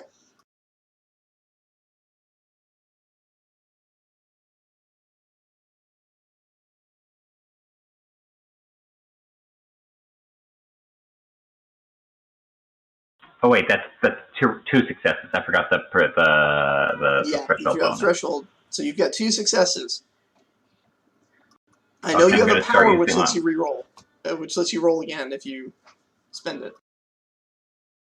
Well, it lets me add more dice. That's right. Cool. You can add some more dice if you want to burn off some stuff. Yeah, I'll do that. I'll start burning my potential. There you go. One potential. You do it. You trap the energy inside him so that it can't escape. Troy, you have emerged from the wilderness. What would you like to do? You're in antelope form, so shortly you're going to have those speed penalties that occur when you leave it. Okay, I'll have reduced athletics or whatever. Where are is this guy? Like, so I see all these elementals, and then I see everybody I know, right? Yes. Except for maybe Ed. No, you see Ed. Ed is straight up notching an arrow, getting ready to headshot this dude. Yeah, I'm in arrow Gatling at this point. Okay, and so where's this person that I don't At the bottom of the hill, in front of the lake, he was gathering energy to try to break open the rock that was holding the lake back from flooding the valley. He is crawling on hands and knees. He's suffering an enormous amount of pain. Much of his body has withered away. And it looks like actually he's crawling away from a pretty deep hole in the ground. All his elemental friends are abandoning him and are, yeah. It's very fitting in a role-playing sense that we're adding no context to any of this. It's like that Community gif where Donald Glover's character like walks back into the apartment with the pizza. Like everything's on. Yeah, everything's on fire. Yeah, I'm trying to grasp as much of this as I can. Okay, so I see this guy that looks like he's pretty much done. He's not doing too great. At the base of a hill near the dammed water. Yes. The elementals are all chained to a magical stone that's being carried away by a spirit vulture. The vulture seems to be in a great deal of pain from holding the stone, however. I can imagine that coming back The to stone me. is glowing bright purple, as are the eyes of the guy who's down on his hands and knees.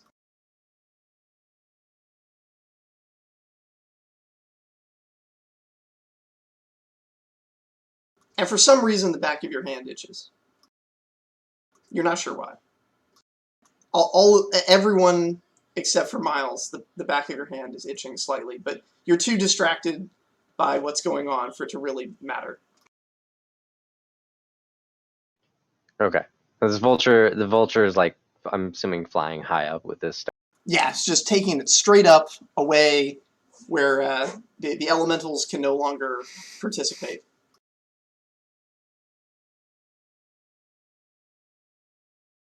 He's really hurting, though, Max.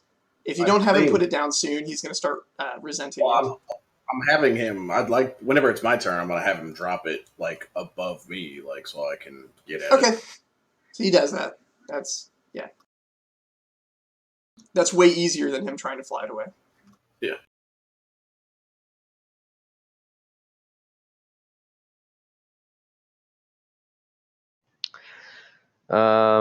Shit. It actually looks like the situation might be resolved, but you can still do something if you want to, since you. Yeah, it's not seeming like I can really do anything. I suppose if anything, I'll run in the direction of where the vulture is headed. Just as to see that's the following threat, and we don't know what's happening exactly with that. All right. And I kind of like that guy, so I'll make sure he's okay. So the vulture lets go. The stone begins falling towards you, Max. At this point, the dude with all the pent-up energy, he has no way to release it. It's dammed up inside him, and it burns him from the inside. He explodes in a blast of gore, and all of his magical energies shoot up into the stone, and the stone explodes in a huge purple fireball that begins moving towards you. And then there's a flash of bright light, and all of you are standing in a garden. Can I say that I love that Tice not wanting to kill him led to him exploding in a like massive pile of gore.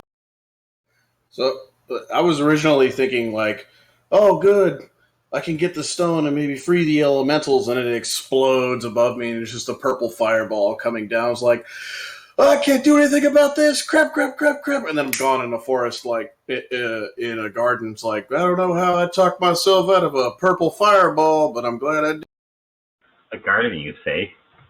On the back of all of your hands, you all notice that you have somehow gained a little circular tattoo between your thumb and index finger.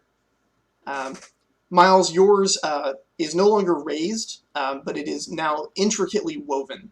Instead of a simple circle, it's lots of interwoven lines. Everyone else has basically a simple circle inscribed on the back of your hand. The garden is incredibly peaceful. Um, there are a few people wandering through it in the distance, but they're too far away for you to make out. The garden seems to be rows of flowers, hedge mazes, little statues here and there of various animals. The sun is bright, birds are chirping. It's so peaceful and quiet. I'm guessing we don't recognize it, or at least I'm guessing I don't recognize it. I wouldn't know if they do. None of you particularly recognize it, but you're just filled with sort of natureiness. The garden it's both tamed and wild at the same time. Yes, I are like a little bit a little wise from what just happened. Now, like sort of kneel down to the ground and sort of like feel the grass. Sort of like just like take a deep breath and I just like and I go, "Hey there, little guy. Where am I?" As I start talking to the grass. The grass responds immediately. You are in. Wait, where is it? I'll find it here. You are in the Garden of Istis. Works out for me.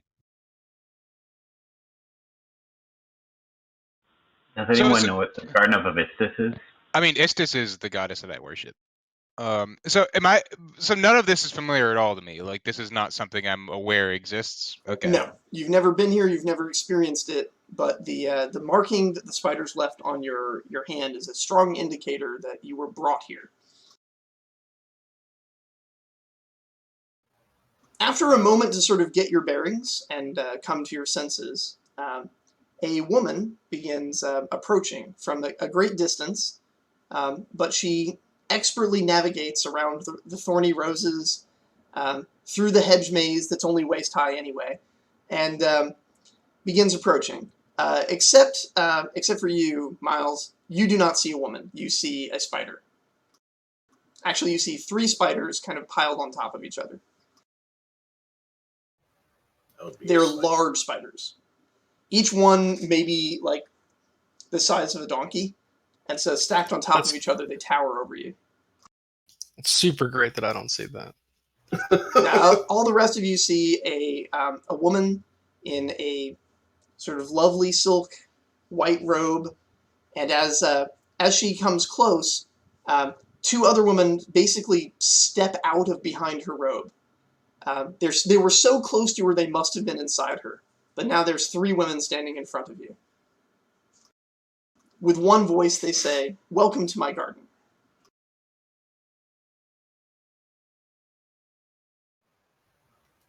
A couple questions. I'm assuming all of the animals that normally hang out with me are also still here. Just, yes, I have brought them here, and they will be welcome here, just as you are. Cool. One says, "You will have," another one says, "You have," and the third says, "You used to have many questions."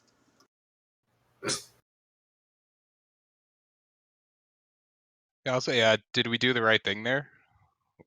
Did he need to die?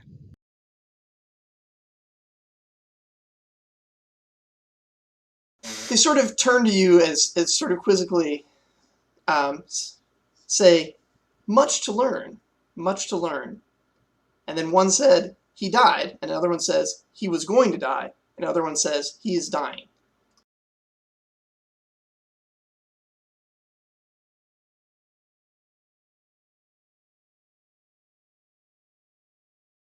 Well, I had attempted to try to stop his death.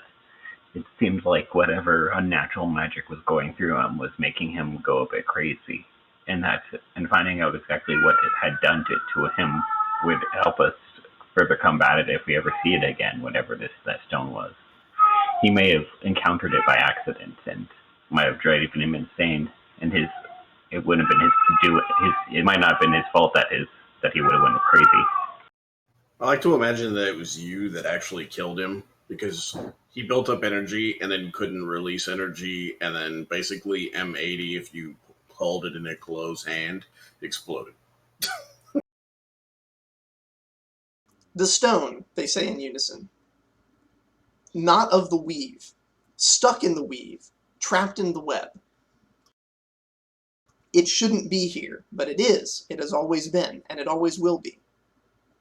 It must be unwoven.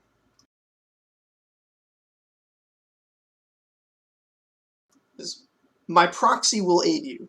My proxy has aided you. My proxy is aiding you, they say, each separately. And then they sort of form together again and begin walking off into the garden.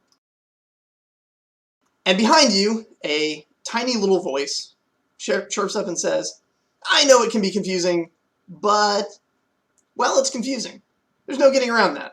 We're going to make through, though. Hello. It's a little halfling.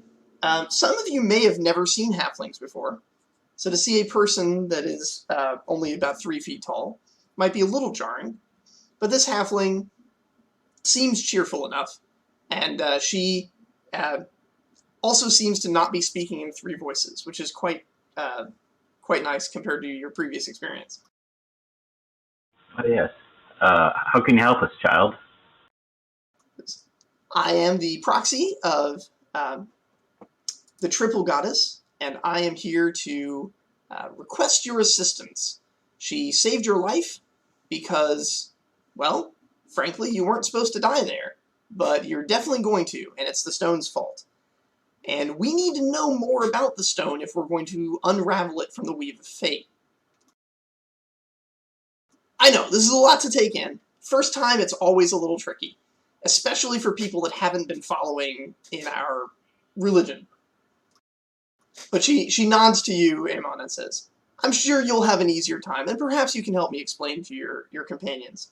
But right now, our most pressing matter is that the archdruid that you killed, that was going to die anyway.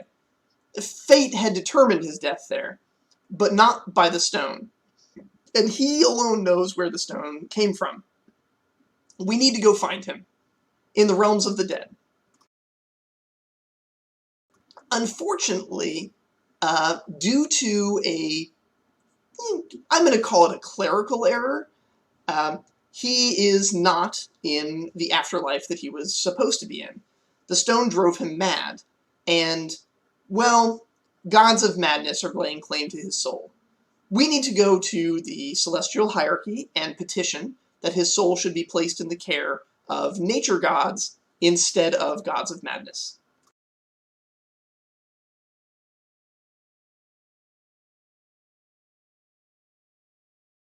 Absolutely, I'm on board. Done. Count me in. Oh, I knew you'd be on board for certain. The Weave had written it. I know my way around a discussion. But also, since I'm in a new area, can I sense like any spirits like in this area? Yeah, there's a lot of spirits. This place seems to be made of spirits. None of them are in particular distress, though. They're all very peaceful and belong here. All right. That is really strange. I didn't believe that anything could wrestle anything from nature, especially those who call themselves gods.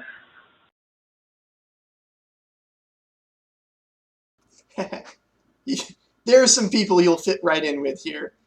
Little atheist. But for now, yes, there are many things that trouble the universe and the multiverse in large. But today, we get to deal with some funny little rock.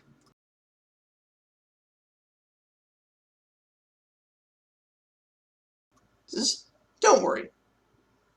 In time, you'll find that there are places here that can be quite welcoming to you. But, as it happens, you're not dead.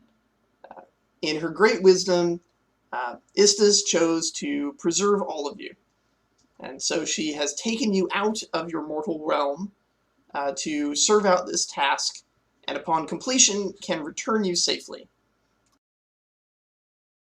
The mark upon your hand is her mark, and from that mark you will see that there is many truths to be known. But if you choose to refuse the offer, that is your choice to make. I cannot force you to accompany me, and once we get where we're going, I cannot enforce anything upon you ever again.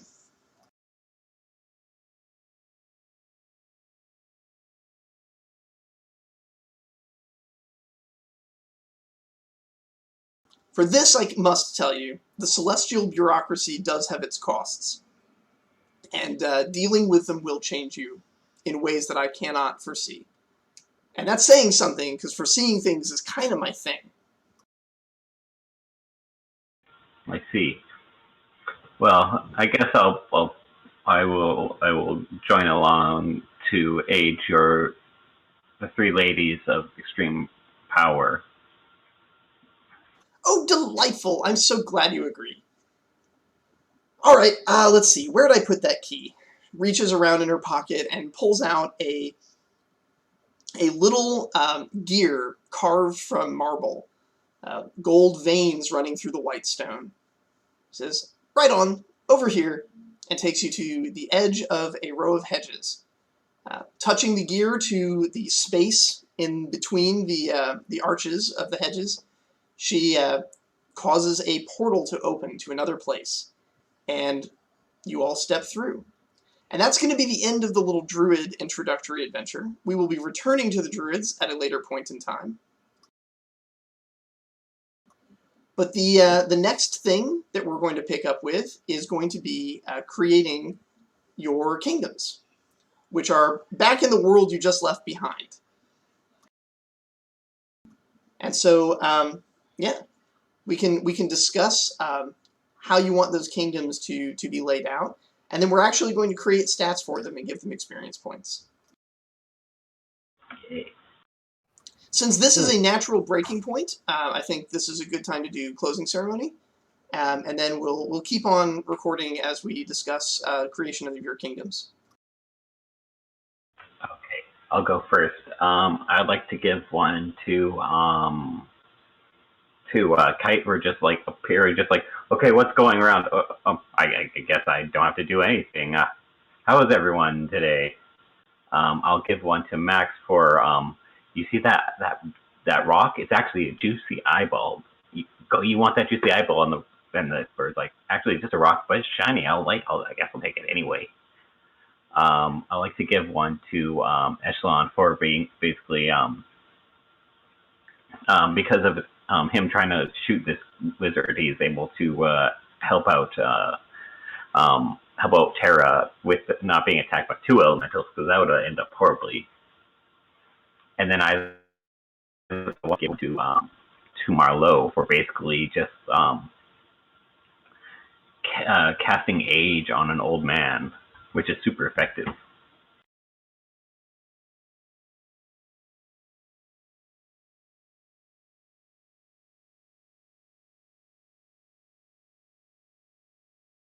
I guess I'll go.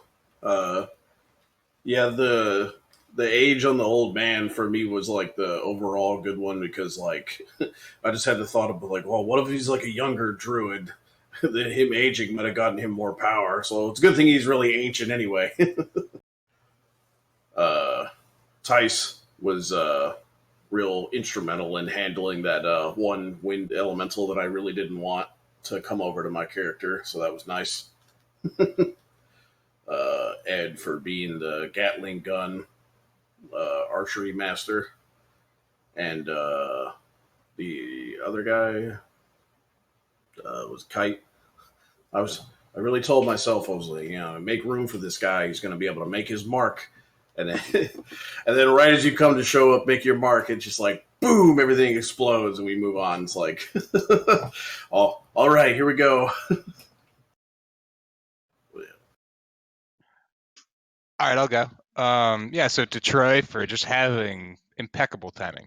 I mean, you showed up for the very end of the climactic battle. You showed up. You got to say you're there. Done. Game over. To Ed, for I believe the specific term was I want to shoot in like precisely the way that makes him not alive or a threat anymore, or something like that. Which was like, yeah, that's a very clinical, rangery way to look at it. I enjoyed that line. Max, for telling your vulture to wait for an opportune time. Yeah, it's very much in keeping with how vultures operate. So I thought it was cool that you were kind of attuned to the vulture way of doing things. And to Tice, for taking the hit in such a way that you lost a bunch of your bark. That was pretty cool. Made for a neat visual, given your character description. So I thought that was pretty cool.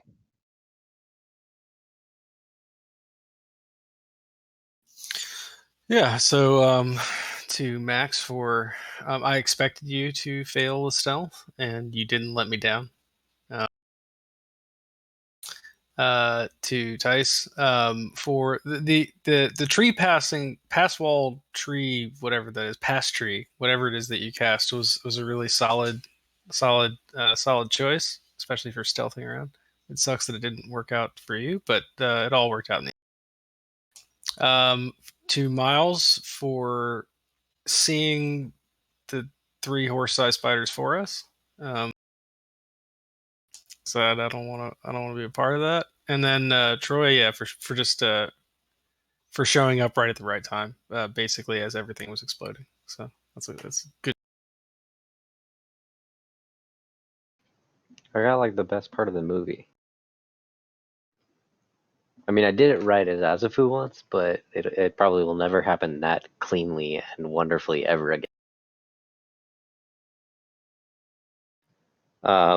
I mean, I have very little information, but I think it's all been said. Ed, for continuously, like from my perspective, continuously firing arrows into an air elemental, which just seems pointless for the most part, but it turned out to be horribly effective. So that was fantastic.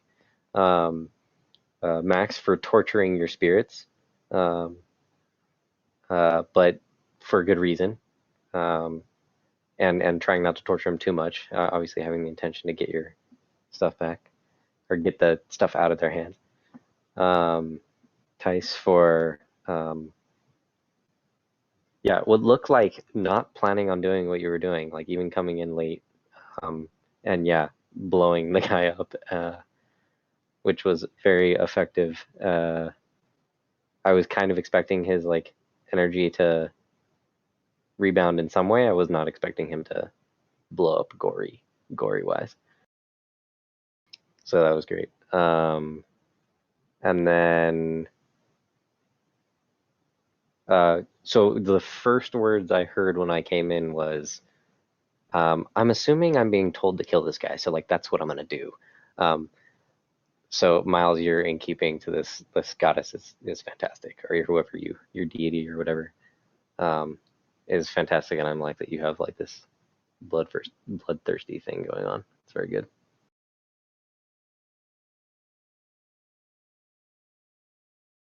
All right. So when we come back next week, I'm going to have a variation on the character sheet that's going to have some different wording on it. It's going to be for your city state.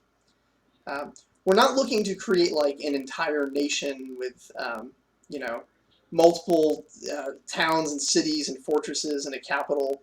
But you're basically going to have a single city, and that city is going to be its own sort of sovereign entity. And it will have assets outside of its walls that it will make use of. So kind of think about like what kind of a city you want to be.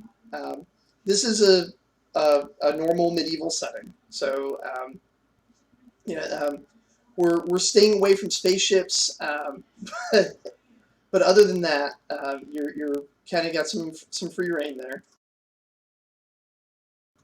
There are some relationship issues between your 5 city-states that will work out.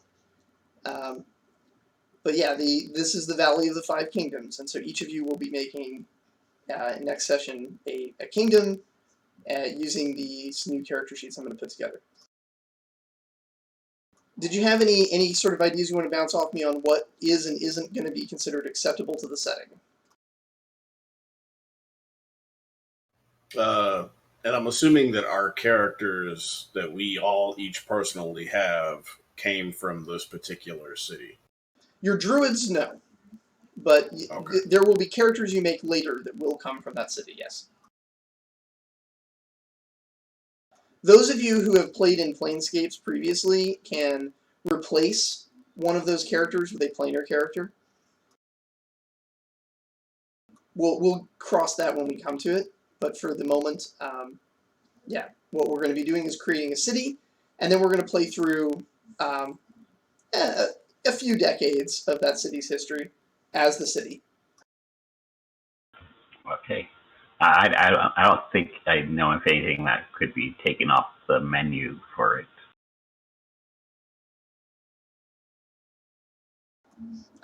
Much to my dismay, because I know Ed's done this on several grand occasions, I think I'm going to nix airships as a thing, but not. I'm not going to be hard on that. I'm just going to put some restrictions on their feasibility. So I think ballooning is okay, but like full-on Sky Fortress, yeah, there's gonna be no shield helicarriers basically. And I'm assuming they're human. Yes, this is a society of humans. However, if it is important to your design, you may introduce other classic fantasy races, such as dwarves, elves.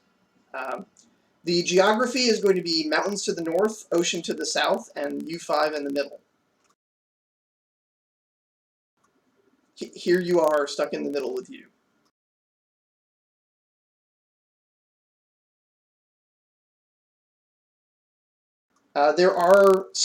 There are things north of the Empire that are not the Empire. Well, we'll get into that as well. But yeah, things to think about are like technology, trade, magic, religion, philosophy. All of these things are open grounds for what we're going to be building. I'm basically what I'm going to do here. We can kind of get started on this. I'm going to be taking the character sheet, the copy of character sheet template. That is a ridiculous name. I'm renaming that right now. That's what happens when you make all them copies.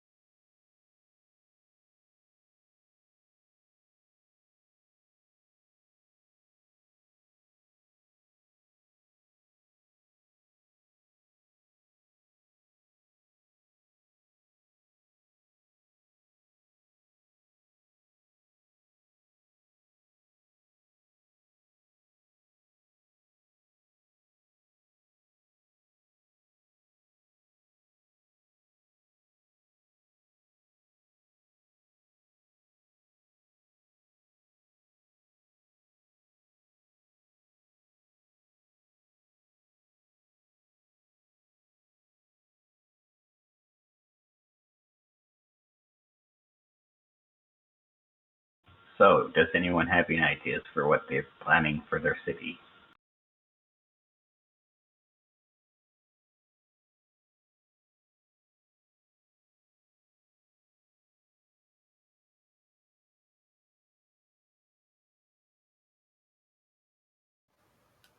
So the upper limits on technology are typical fantasy and air travel at a minimum, right?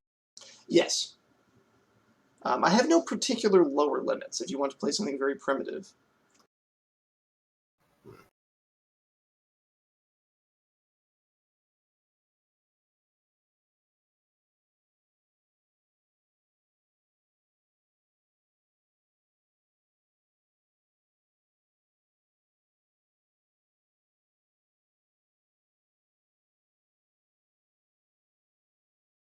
Yeah, I think I have like a basic idea, but I'm just kind of starting to flesh it out now. Basically, it'd be like a very druidic society where it basically has two cities um, within the city state. One is entirely inhabited by druids, um, and has no real set location necessarily. Either the city itself moves, or maybe it's even extraplanar.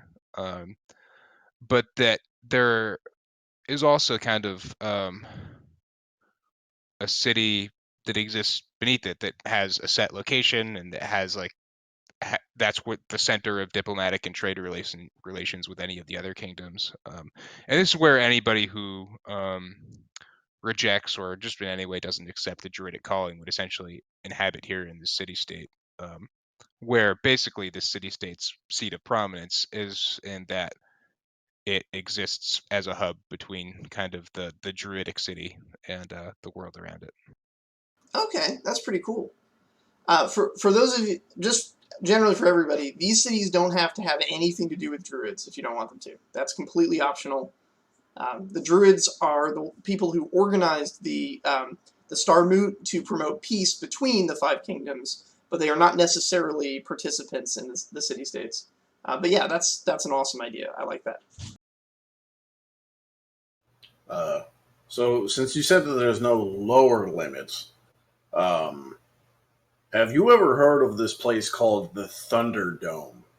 Yes. 2 men enter, 1 man leaves.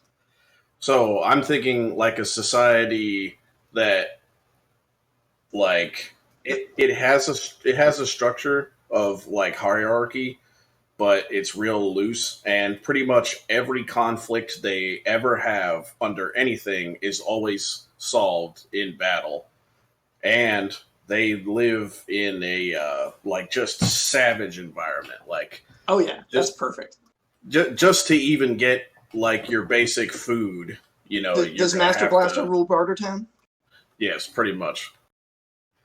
I mean, even if you have like the crappiest traders in this town, like, and they have a dispute that just can't get fixed, there is no king that says like, "Oh, this guy's right because the other guy's an asshole." It doesn't matter who's right; it matters who kills the other guy in the basically the Thunderdome, in the Blood Pit. All They're right. very starter barbaric, and pretty much their clothes. They have very little trade set up, so their clothes are essentially whatever they've ripped off other people or animals. Brilliant. By and large, the initial portions of the character sheet are going to look very similar, but instead of your base aptitudes, you're going to have military instead of strength, intrigue instead of focus, industry instead of agility, economy instead of cunning, infrastructure instead of perception, and culture instead of empathy. So those are going to be the 6 primary attributes of your nation. And yeah, we'll be building off of those and adding in other skills that may be relevant to what your city can do. I'm up for suggestions as to what various skills can replace the existing skills. I am trying to mirror a character sheet very much because I want you guys to play the cities as a character for a little bit. I mean, not all of them you really have to move, like crime, leadership, stealth. Like those are pretty, you know, if you're using those for those things, they're pretty universal. Propriety.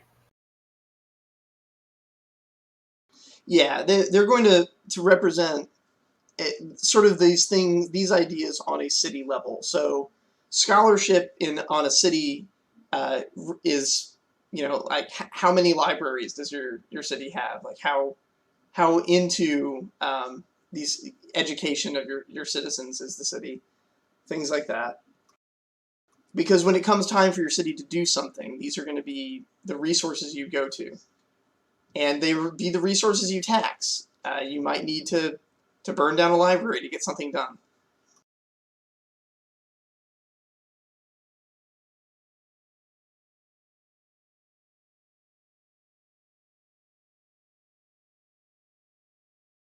Cities will not have potential, so we're not going to be dealing with that. That doesn't mean you can't have magic in your cities, but the magic is going to function. Really, it's just part of your scholarship or part of your military. It's not. The potential on a city scale is like a city casting a spell on another city, and that's not really how powerful the magic is on this planet.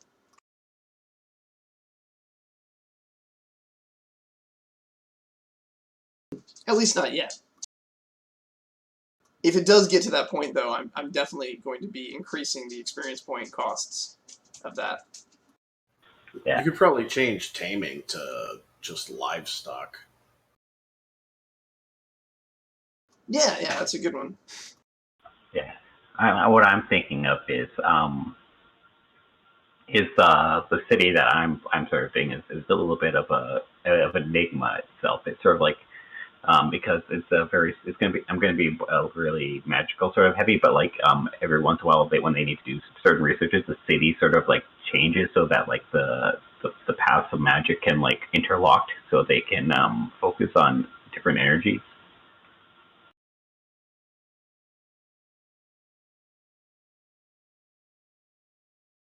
So like the whole city is actually just a giant sigil that interlocks and changes makes into different sigils. And Okay. some of the dark things is that actually when it interlocks, sometimes is that in the lower dwelling areas there's a chance that you could die because the build they don't care much for the lower status people, so like they use the death of the blood to help fuel the city. I think I'm going to change taming just broadly to be agriculture. Not necessarily specifically animals, but just any form of agriculture. Yeah. Taming the fields, taming the forests. Yeah.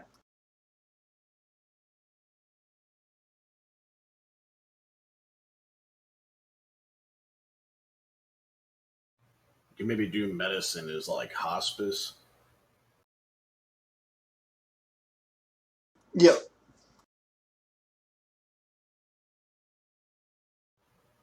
I think leadership is another one of those. Like, of course, they're going to have leadership for like a city. Persuasion is just straight up diplomacy. Performance is entertainment.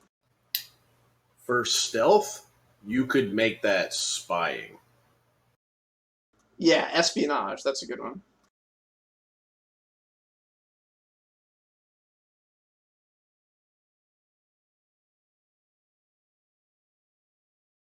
Would you want to make armor into sort of like defense instead?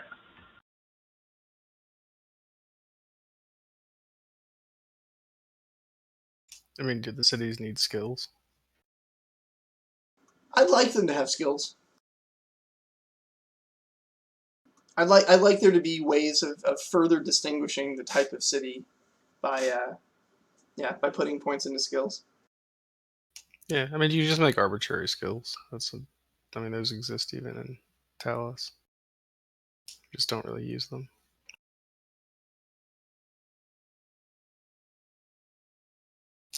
In any case, my city is going to be a thriving city of raccoon people who have extremely strong property rights, but don't believe that non-raccoon people can own property, or they're suspicious that non-raccoon people are even sentient. And they're not scholarly, but they have one of the largest scholastic libraries of books salvaged from ruined and fallen empires in the world. They have no magic, but they're known as shrewd traders. I like the sound of that.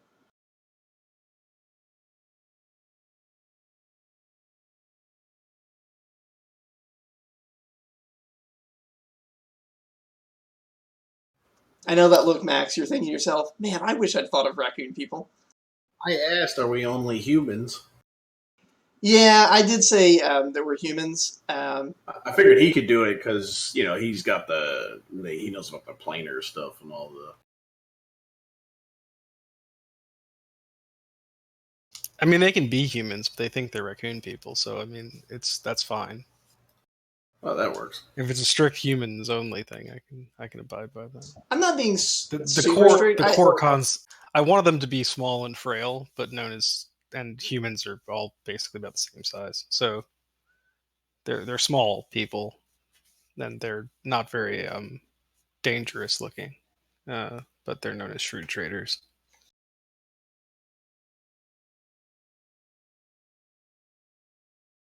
No, yeah. Well, I was just saying the look I was given because I was thinking about acrobatics and athletics. You could put a spin on those for population athletics and population like acrobatics, like if that culture actually cares about enhancing its people's, those two things. I think I'm going to keep athletics, but I think I'm going to change acrobatics to something completely different, having nothing to do with acrobatics.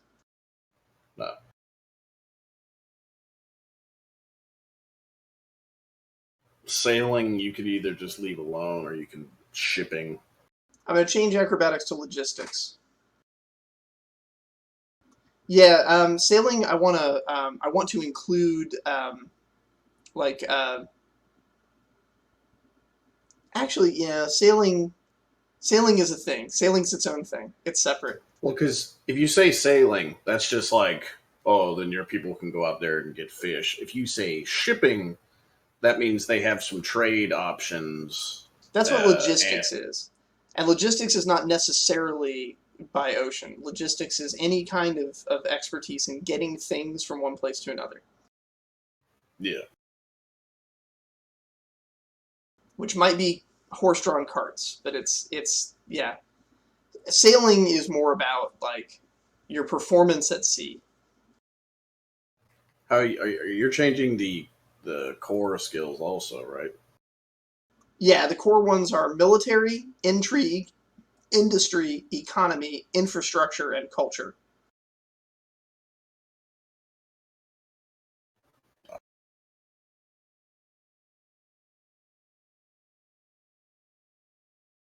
Throwing could be catapults.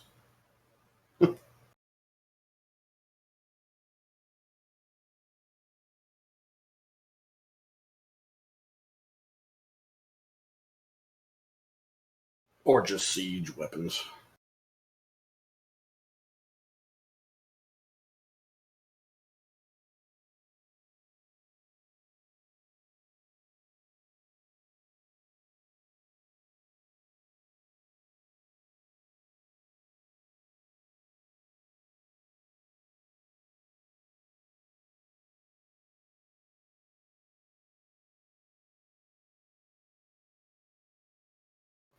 And oh yeah, with my Thunderdome City, I've changed the combat skills to ramparts, which represents the actual physical walls of your city.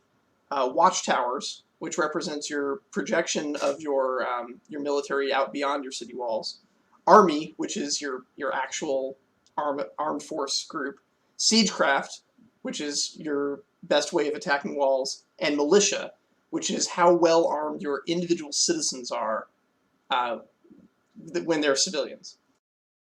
Which sounds to me like, Max, your group is going to have crazy militia. Yes. Not so much an organized army, but a crazy strong militia. And they're not complete brutes because, there are no rules in Thunderdome. So, people with magic or that say they have magic are possible. But most of those people aren't like necessarily I conjure fireball. It's more like, hey, these two rocks, when I tied them together and I threw them, they exploded. A little bit of alchemy mixed in there.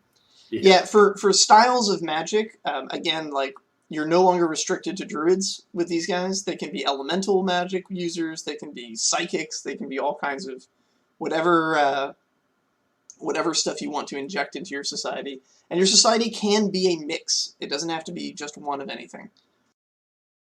Yeah. The vocational skills, I think I can just leave as is. Oh yeah, those are exactly what cities do.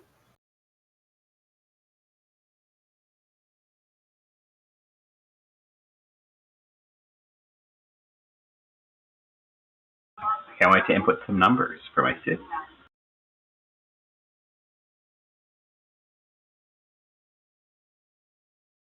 All right, I'm almost finished recomposing everything here.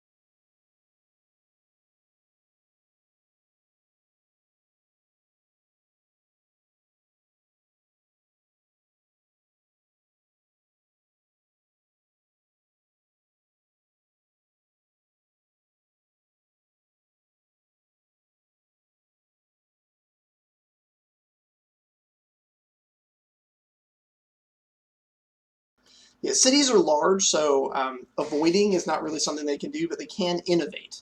So I've replaced avoid with innovate. Resist and notice still kind of makes sense.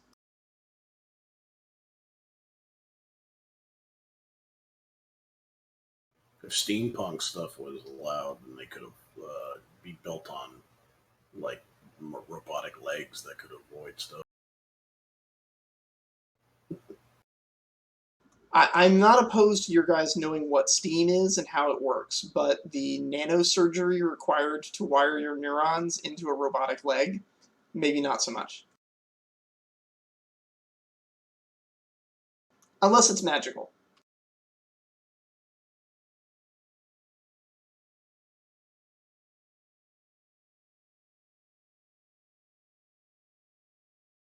I'm just trying to avoid a science fiction setting.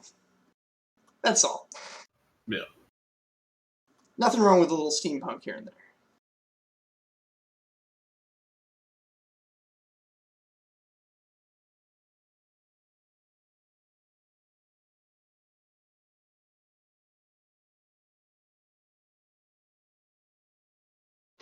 We have a overarching setting. Broadly speaking, it's a medium fantasy world.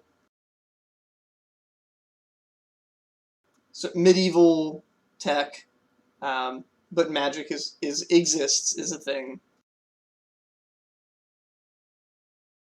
5 city-states hang in the balance of perpetual war with each other, brought together by a group of druids that hold a party every few years to promote peace between the 5 kingdoms. What's another word for the concept of stiff upper lip?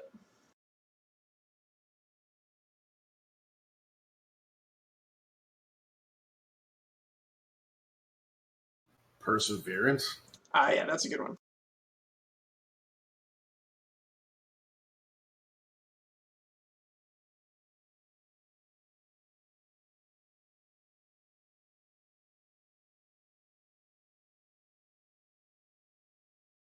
Perseverance would be more of a stand-in for resist than notice, wouldn't it? Well, this is cultural and infrastructural perseverance. This is the citizens saying, we can endure this. Yeah, Whereas military and intrigue is very much the government handling things. because I try to think about how like the British use it. You know, it's like, so step upper lip, chap. It's more of like a, hey man, you can make it through this, which would be like perseverance. Yeah, so resist will be renamed authority. Notice will be renamed perseverance, and avoid will be renamed innovate.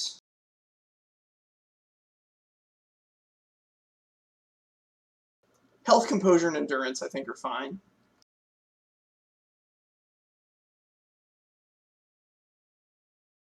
Yeah, I like this. This is a good character sheet. Anybody have any comments on it? I mean, a city doesn't have health per se, but I mean, unless you want to call that like population. Well, in this case, the health is a calculated combination of your military, industry, and infrastructure.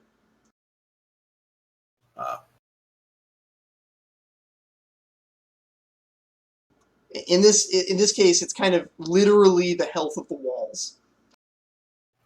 Like how many buildings are still standing? How many troops are left to defend them? It's a very broad concept. Composure, on the other hand, is a mix of your intrigue, economy, and culture.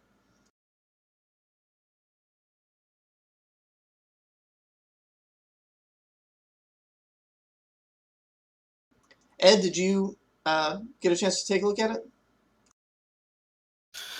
Yeah, I'll take a look. Is it just in the folder? Yeah, it's in the Planescape folder. I have a city-state sheet template.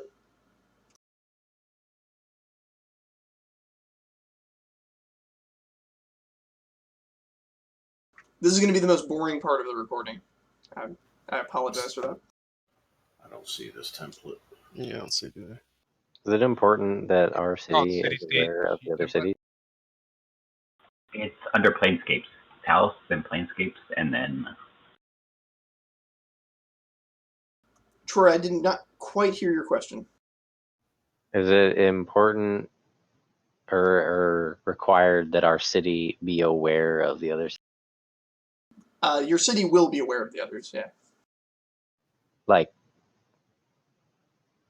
Like in a way that most of the population is not aware, or like Well, you send diplomats to the Star Booth, so the government is at least aware. yeah, that's what I mean. But I mean, if say like 90% of the population didn't, or let's call it 70. Yeah, no, that's totally possible. Okay.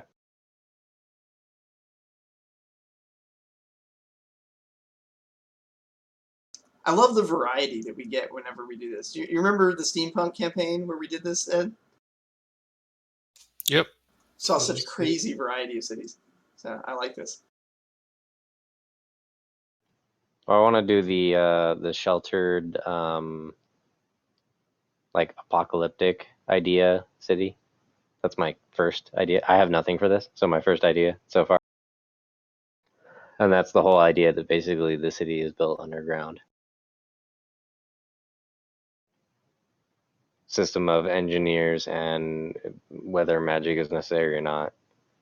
And then you would have, there's basically a council of people that run it, and they're aware of everything, and the military is aware of everything.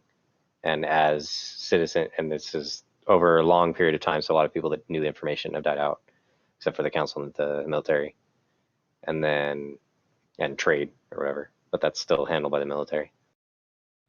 And then citizens don't know, and as citizens come of age, they're given aptitudes, and if they can reasonably see that they can accept the knowledge, then they'll be drafted in the military. Otherwise, they stay citizens and work underground. That's the basic idea. So most of the population won't know what's going on.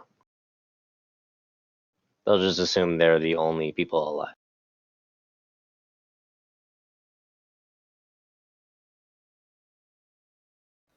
Yeah. Have you ever heard of this place called Australia? Essentially, my place is like built in a wasteland, and other nations, like over time, just figured, well, if they weren't going to outright kill their, you know, crime riddled people or convicts or whatever, they'd exile them to the wasteland because then they're guaranteed dead. Well, they started surviving and building their own city-state. Are you calling Australia a wasteland? I mean, that's what people thought it was back in the day. They also thought it was a lot smaller than it actually is. Hi, Jenny.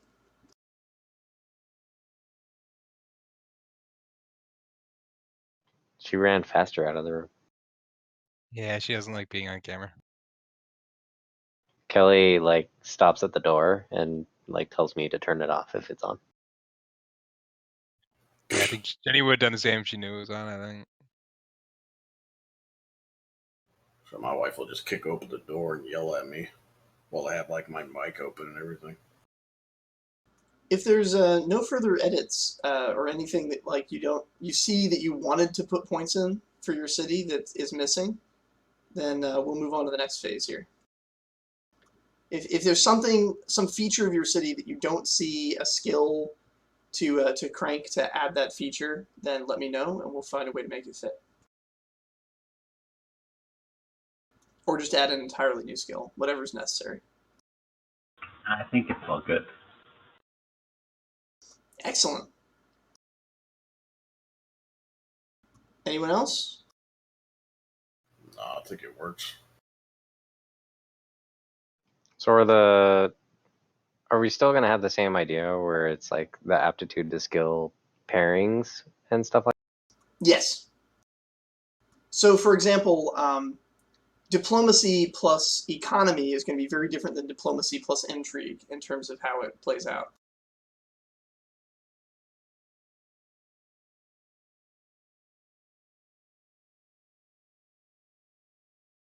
You might try making a medicine check with your infrastructure, meaning you have nice hospitals, clean beds and such, or you might try making a medicine check with your industry. Do you have the ability to manufacture medicines? Or medicine plus military. Can you effectively quarantine the sick population through martial law?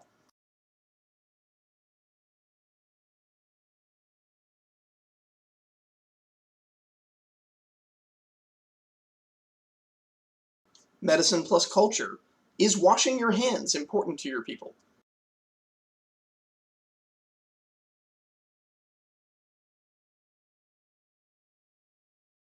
My people are the only people, and we always wash our hands.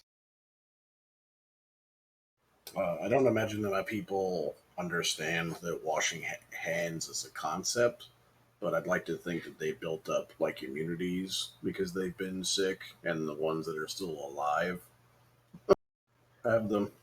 They figured out if you pour grain alcohol on stab wounds, they get infected less. It was purely by accident. So Ed, I've thought about it, and I've decided that the idea of there being adorable little, were they raccoons or pandas? I've forgotten now. Raccoons. Adorable little raccoon people as an entire all. civilization is just too cute an idea. So I'm going to allow it. Pandas. I mean, they're not what you would describe as good people, right? I mean, But they are adorable. they are adorable, yeah. And I assume they won't like being called adorable. It might be offensive. They don't really mind. I mean, after all, the people who think they're adorable are not necessarily sentient in their view. That's going to play so nicely.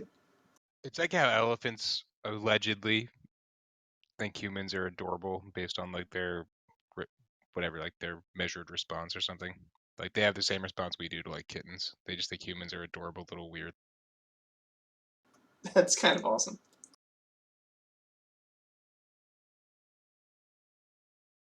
All right then, if there's no objections, we can go ahead and just copy this template into all of your character folders. And we will begin with the first step, which is what on a character sheet we would call heritage traits. But for a city-state, this is the terrain upon which your city is built. So we'll be using those features, but we'll be redescribing them based on the terrain that your city is built upon. So, for example, Troy, your underground city, it might make a lot of sense that this city would have a very high health because it's underground, and your infrastructure is the walls of a cavern, which are very sturdy. Things of that nature. In terms of like sort of reinterpreting the ancestries and lineages, so in general lineages here, I think we can go ahead and say that building yourself in a cave would mean that you have something along the lines of, where is it? Sturdy, but it's, instead of it being vigor, agility, and perception, it'll be one of the things. And in your case, I think infrastructure makes the most sense. That you have very sturdy infrastructure because, yeah, you're just built into the natural walls of the cavern.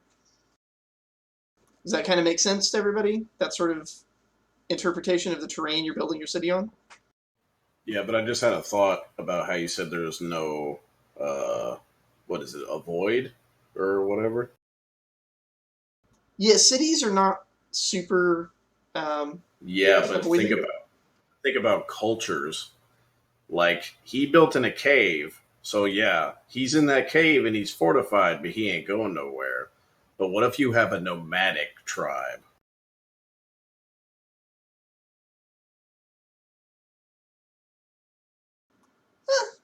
I think, yeah, a nomadic tribe would.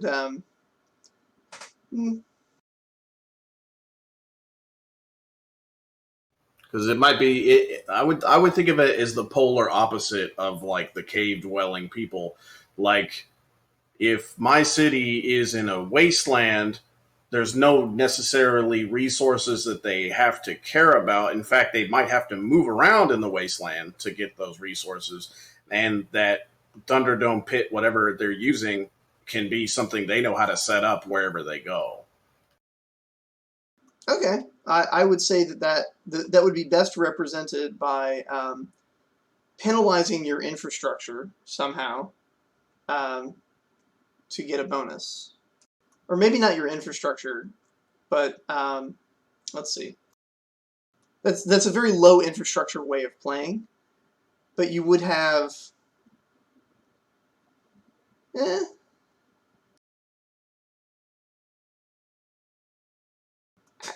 I don't know. That's sort of an how would you represent that? I like the idea. I want to find a way to make it fit.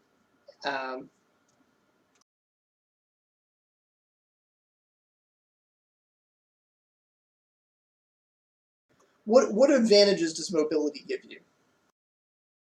It'd be harder to spy on them because they would spot people that didn't belong. Yeah, that would be definitely like an intrigue thing. Also, because you're moving around, trade becomes very easy, which would boost your economy. Sieging it would be harder because you'd have to find it first, and you'd have to go through the wasteland to get to it. Yes, although once you found it, sieging would be easy because there'd be no walls. You just ride straight in. Yeah.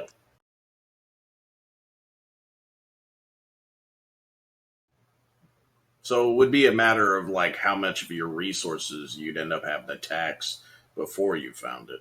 That would be whether or not it would be easy or difficult.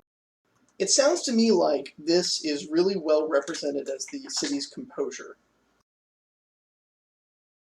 It's not that it's physically healthy. It's that it's really hard to pin them down. Yeah, because yeah, even if you did find them, there's nothing to say that whatever they just can't happen to pick up, they don't care about. They'll just recoup later, and they're gone again. So I would represent this with the stable trait, which gives you it lets you choose So in this case, you would choose either the culture, economy, or intrigue of your city and allow you to apply that an additional time to your composure. And you can boost that even further by taking a deficiency.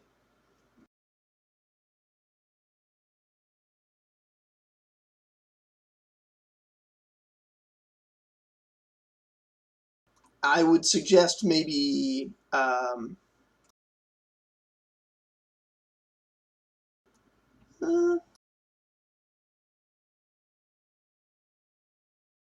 not fragile, that's for sure.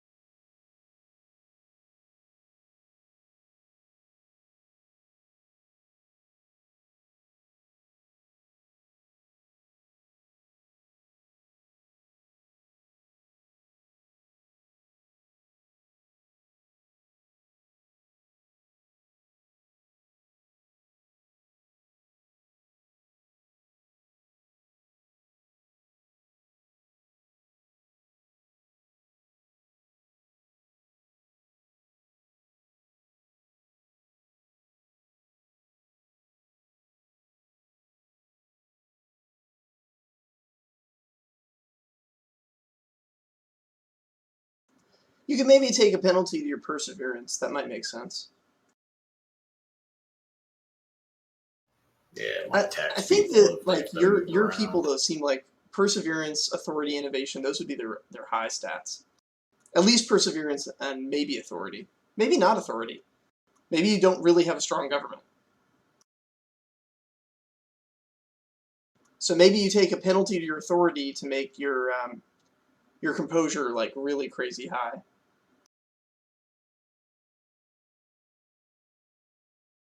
You have no strong central government, but your people's will cannot be broken. That makes sense. Even if they, burn your tents and scatter you to the winds, you just form up with new tents somewhere else. Yeah, you could scatter and then, once everybody reforms. Because that'd be real hard for an army to, siege you if you're just like, alright, everybody leave. Yep. Then what? Chase us all. All right, so I'm going to go ahead and add in that heritage trait there as your terrain.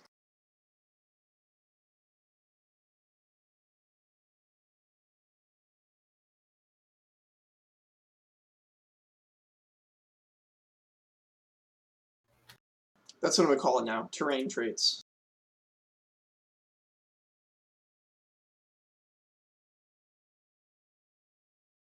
For the most part, we're going to do the standard thing of 3, 2, 2, and 1s.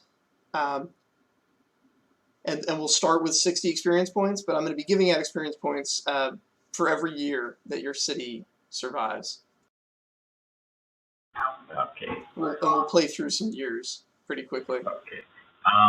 I'm just going through the heritage traits. So when it says do cities have talents, or how the talents work for cities? At the moment, they work however you want them to work. If there's a talent you want to make up for your city, then that could be a thing. I do not at the moment have talents planned for cities. I was mostly going to play through this with the skill system by itself. Okay. Okay, I meant for because I'm just checking for because of the two heritage things you can pick up that give you free things. So for those, I'm guessing we don't use those. Yeah, the gifted and savant. Because I don't have talents. I don't have a strong use for those. But if there's a talent that you think your culture would have, and you can describe it in a succinct way, then that would be something we could talk about. Yeah.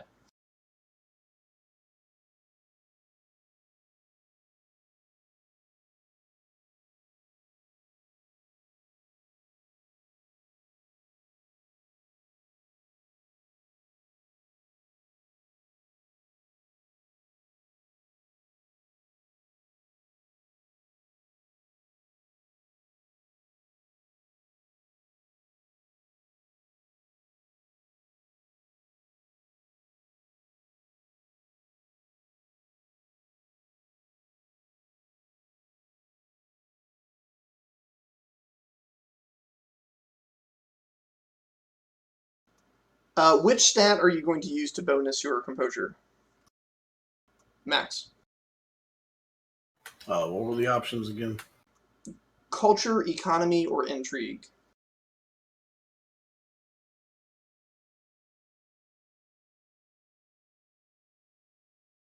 I think maybe economy?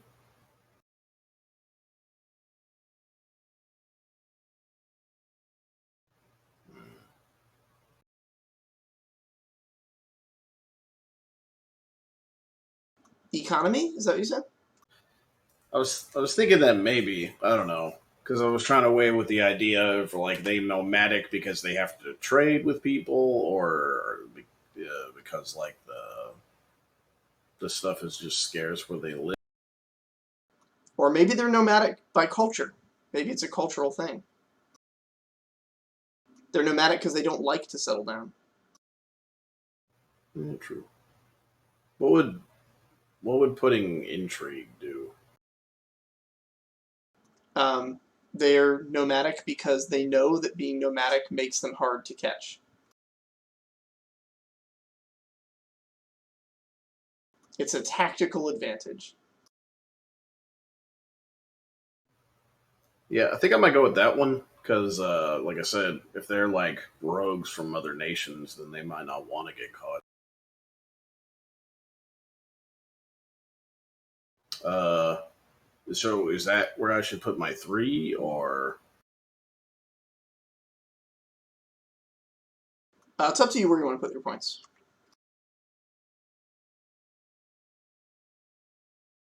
I'm just working on your terrain traits.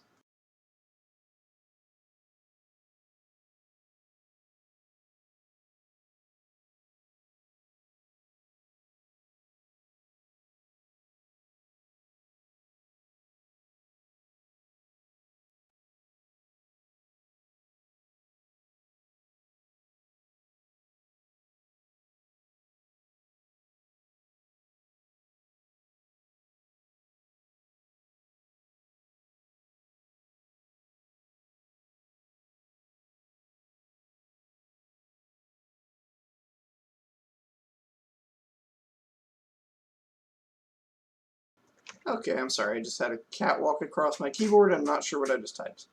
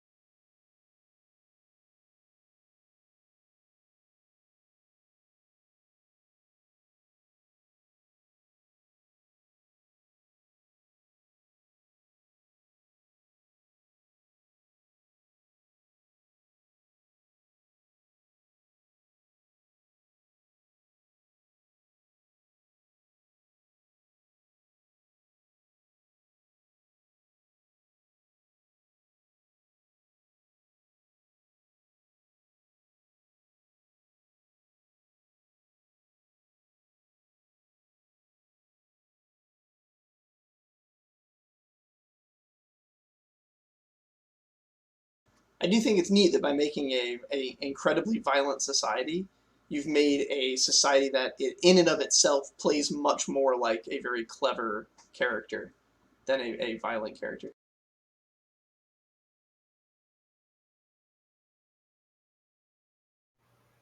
yeah, I mean, because there are violent people in like a everybody solves their problem in a death pit society, but that doesn't mean that always the biggest guy comes out. You know what I mean? You could have a rogue with a what do they call those blow dart gun and like a massive guy with a huge axe. That rogue gets one poison dart in that guy, he's done.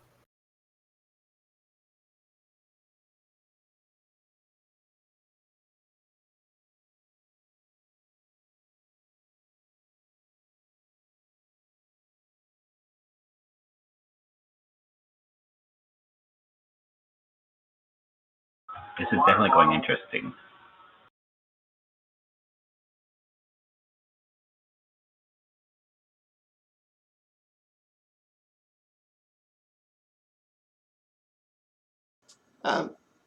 So just to make sure everybody's aware too, you don't need to take any specific heritage traits for there to be magic in your society. But if you wish to, you can make it so that your capital is built on some kind of magical source. I know, Miles, you were thinking like you wanted this alternate dimension. That's totally fine. Yeah, I took divine inspiration for that. Awesome. Yeah, I took Eldritch because of my city being an Everlink walking like interesting like sort of like thing.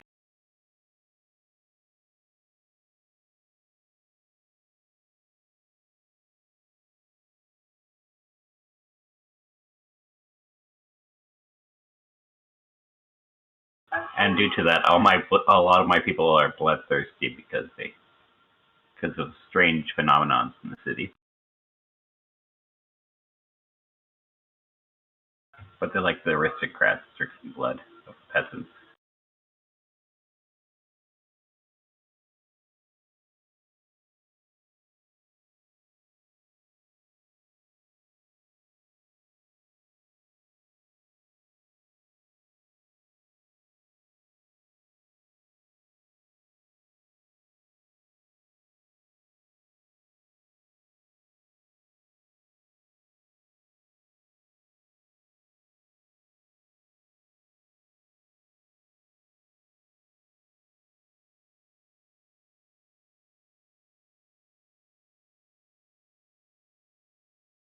Ed, I stuck one of the city-state sheet templates in the character folder for you. Cool. Yeah, I'm probably gonna just take off to bed. I'm fucking tired. No worries. And we're not going to get any playtime in until next week, but yeah. Yeah, my society largely solves problems by trading useless trash like books and artifacts and other garbage we've collected from trash piles for useful things like money. I love the and idea that food. your guys have the largest collection of literature that you've never read. Yeah, we have a language, but it's it's better than the scratchings we find on these in the garbage piles. And then we have like other little raccoons that basically go out and effectively we just look for ruined civilizations, of which there are some, and they come back with, you know, stories of ruined civilizations, fallen castles, and other things, and just treasure troves of trash. And then we collect all the trash and trade it to what are effectively livestock for useful things.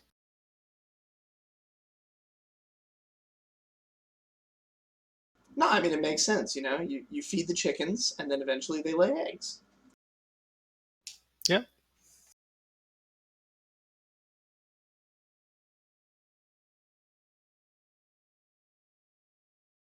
All right. I will catch you guys later. Yep. Cool. Talk to you later, Cool. man.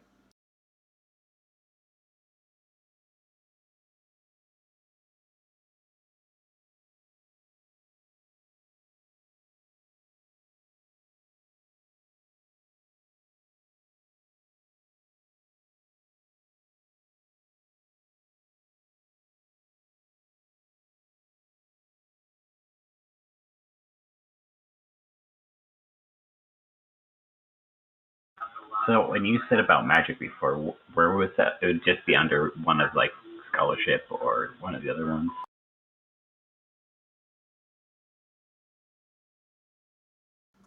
So, I mean, magic can be something that happens in your city. You don't really need to spend any points on it. It's just flavor for how things get done. Your industry might be entirely driven by mages that use magical fire to melt steel. Like, that's your industry. How it gets done isn't as important as how much of it is getting done. So in this context, magic is flavor. But if you choose to have some kind of like artifact of power on your character sheet, then we may open up some other possibilities as play progresses.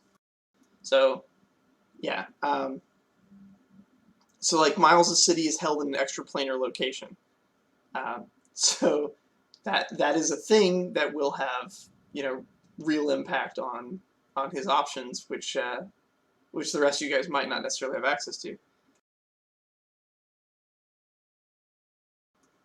You have your Eldritch Catalyst. You should probably describe out what that actually is.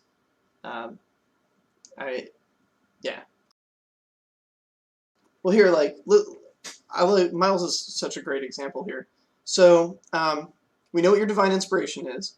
You have you're getting a bonus to your composure from your culture, from stable. What feature of the landscape or of your city is causing that?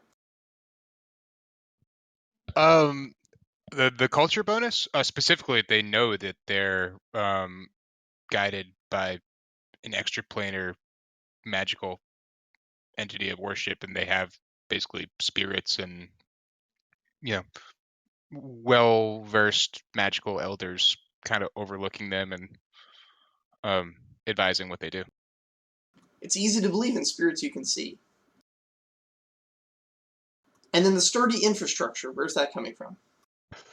That's coming from something fundamentally similar, which is that their agriculture, in particular, predominantly is done in an extraplanar location, and they're able to. Their infrastructure is basically a system of getting resources to the lower city, and then also getting people to the higher city as needed, so that they can have access to whatever druidic stuff they need. I presume that this rapid transit is also where your quick bonus is coming from? The bonus to innovation and perseverance? Yeah, it's also why I have a high logistic.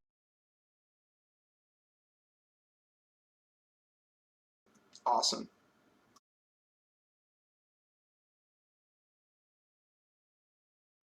So Tice, let's go through yours. What is your Eldritch Catalyst actually doing?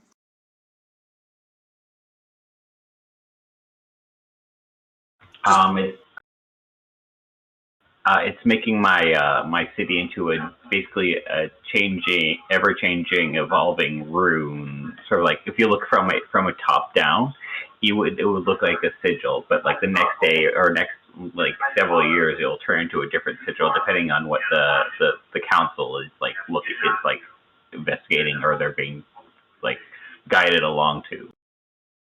So macro runic city planning.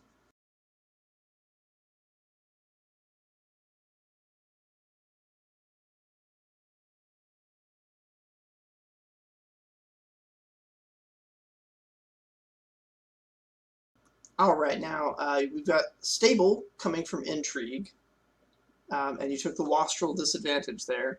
What physical feature of the city is this representing? Remember, intrigue is like searching for the like.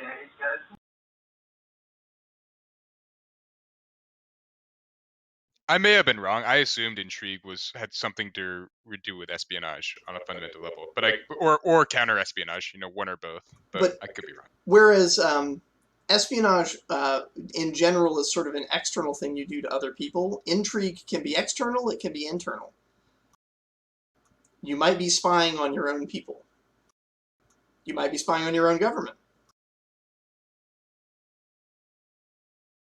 Intrigue is that backroom dealing, backstabbing nature of large governments and organizations.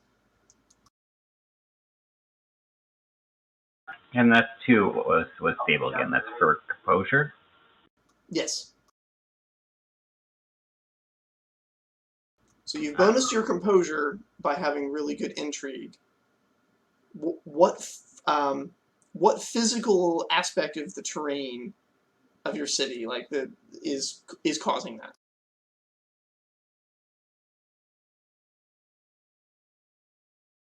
If your city was built anywhere else, why would this not happen there, but it happens here? What's special here?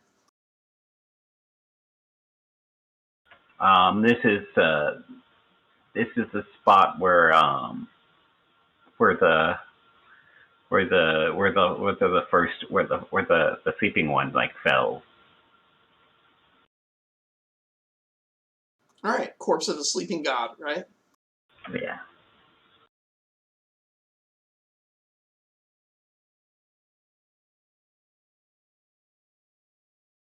Neat.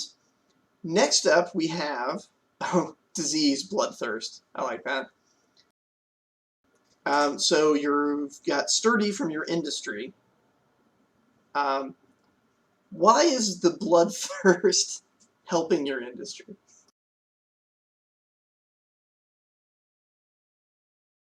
Is this workers who are forced to work for blood? Slaves. No, the city, what, like, the part of the things, like, is that, like, when they're trying to maintain the city and stuff, and the city is moving in, thing, they'd, like, lower, like, the people at the bottom of the chain sometimes get stuck in the gears, and which causes the blood, but, like, because of, like, all the stuff that it's, like, chaos sort of stuff that sort of happens there, like, is causing, like, the people above to, like, get, like, this bloodthirst, so they go down to the cityscapes and they just, like, they just drink the blood from it, but, like, they make a whole market out of it, like, it's sort of like a fine aged wine sort of thing, like, this blood wine is from, like, my great grandfather when X axis happened. All right, gears of the Undercity taking their toll. And then you have quick bonus by authority and active bonus by intrigue. What's going on there?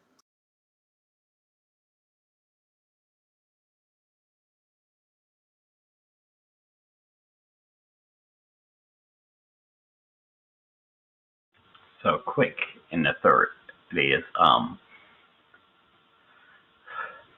it's basically because of this giant hierarchy that basically that they have such a territory that they basically stomp out anything, or they basically, like, if you're not part of the city, you become part of the city.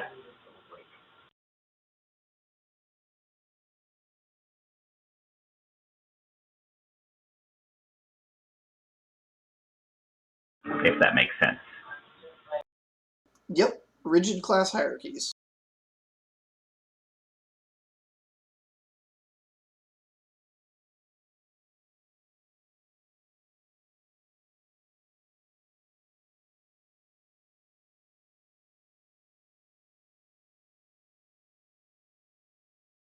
And active from intrigue is more of the corpse of the sleeping god, I take it.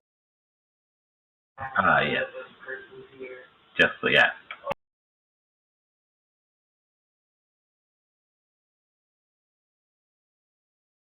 All right, cool.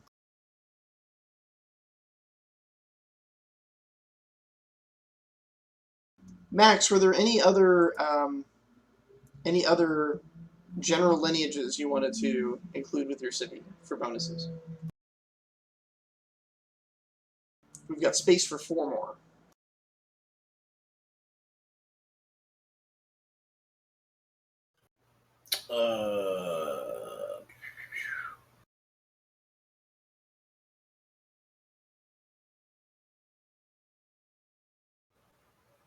I'm not sure. Are there options on the thing, or are we kind of just loosely?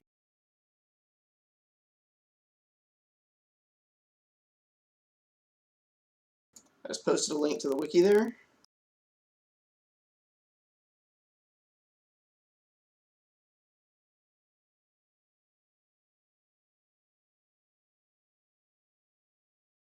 What is it under again?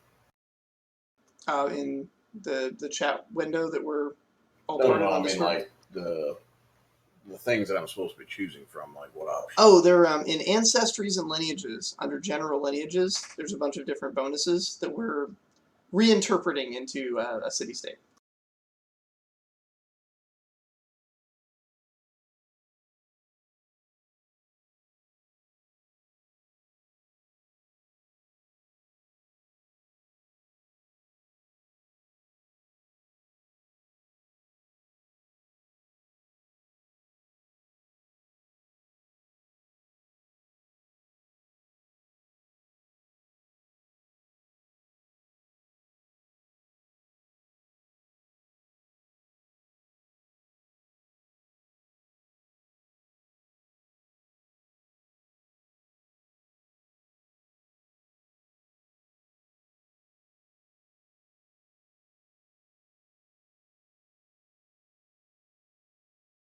I guess quick would probably fit.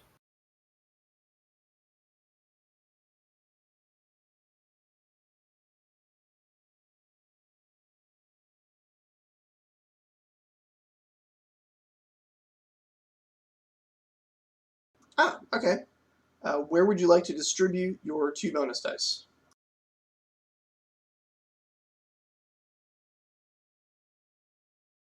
Your choices are authority, innovation, or perseverance. You can either put both in the same one, or you can split them between 2 of them.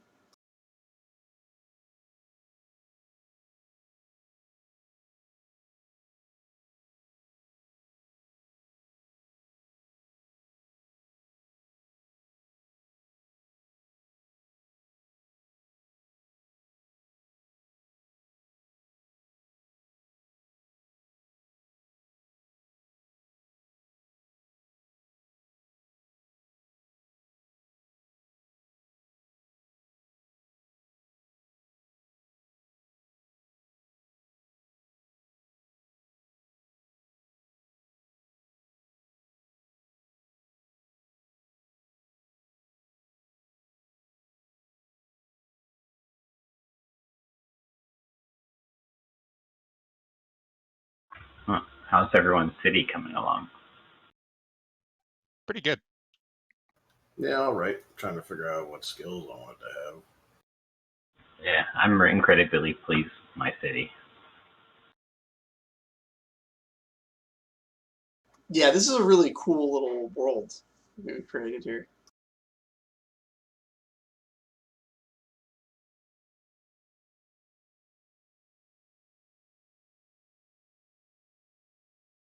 Man, I just imagine trying to come to my city and just imagining this like ever slowly evolving city.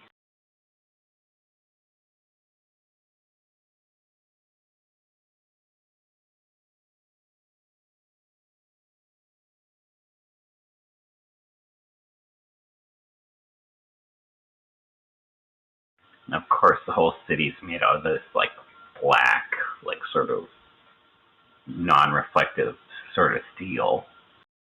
I think immunity also would be a good one. Which one? Immunity, because like I said, they don't. They probably don't wash their hands. They probably don't even have the water to do something like that. But because they're exposed to stuff constantly, Yeah, just remember you have to take resistance before you take immunity.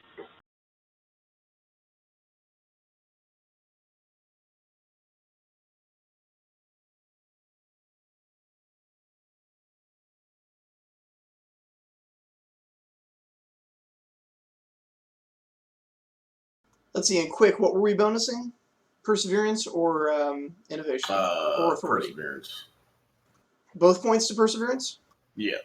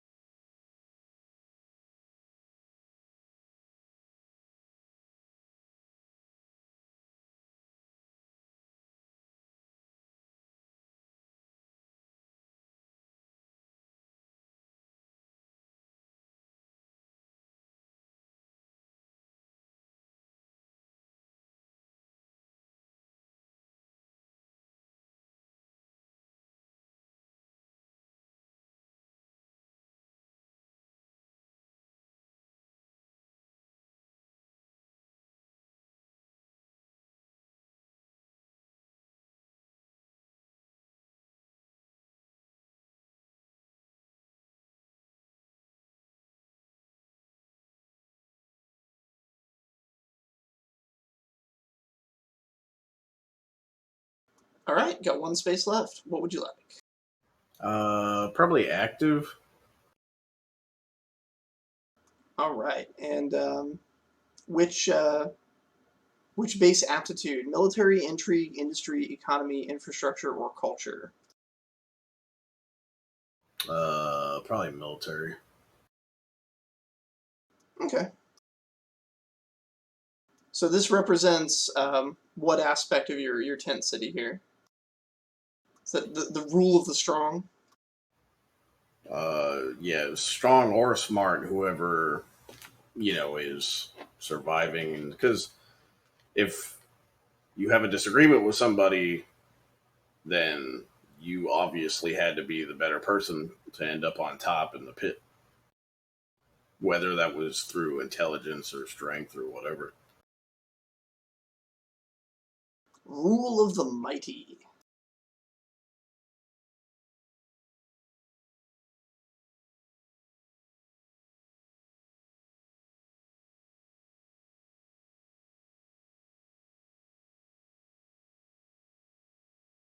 All right, go ahead and spend your experience points to raise whatever you'd like to raise.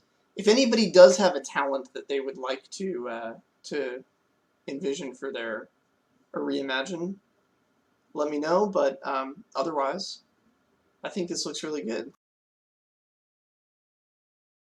Looks like Troy, you're still working on figuring out your heritage traits. Yeah, I'm not really sure what to do with them at the moment. The vocational skills, they don't get their own 3-2-2-1 thing, right? No, they do not. Okay.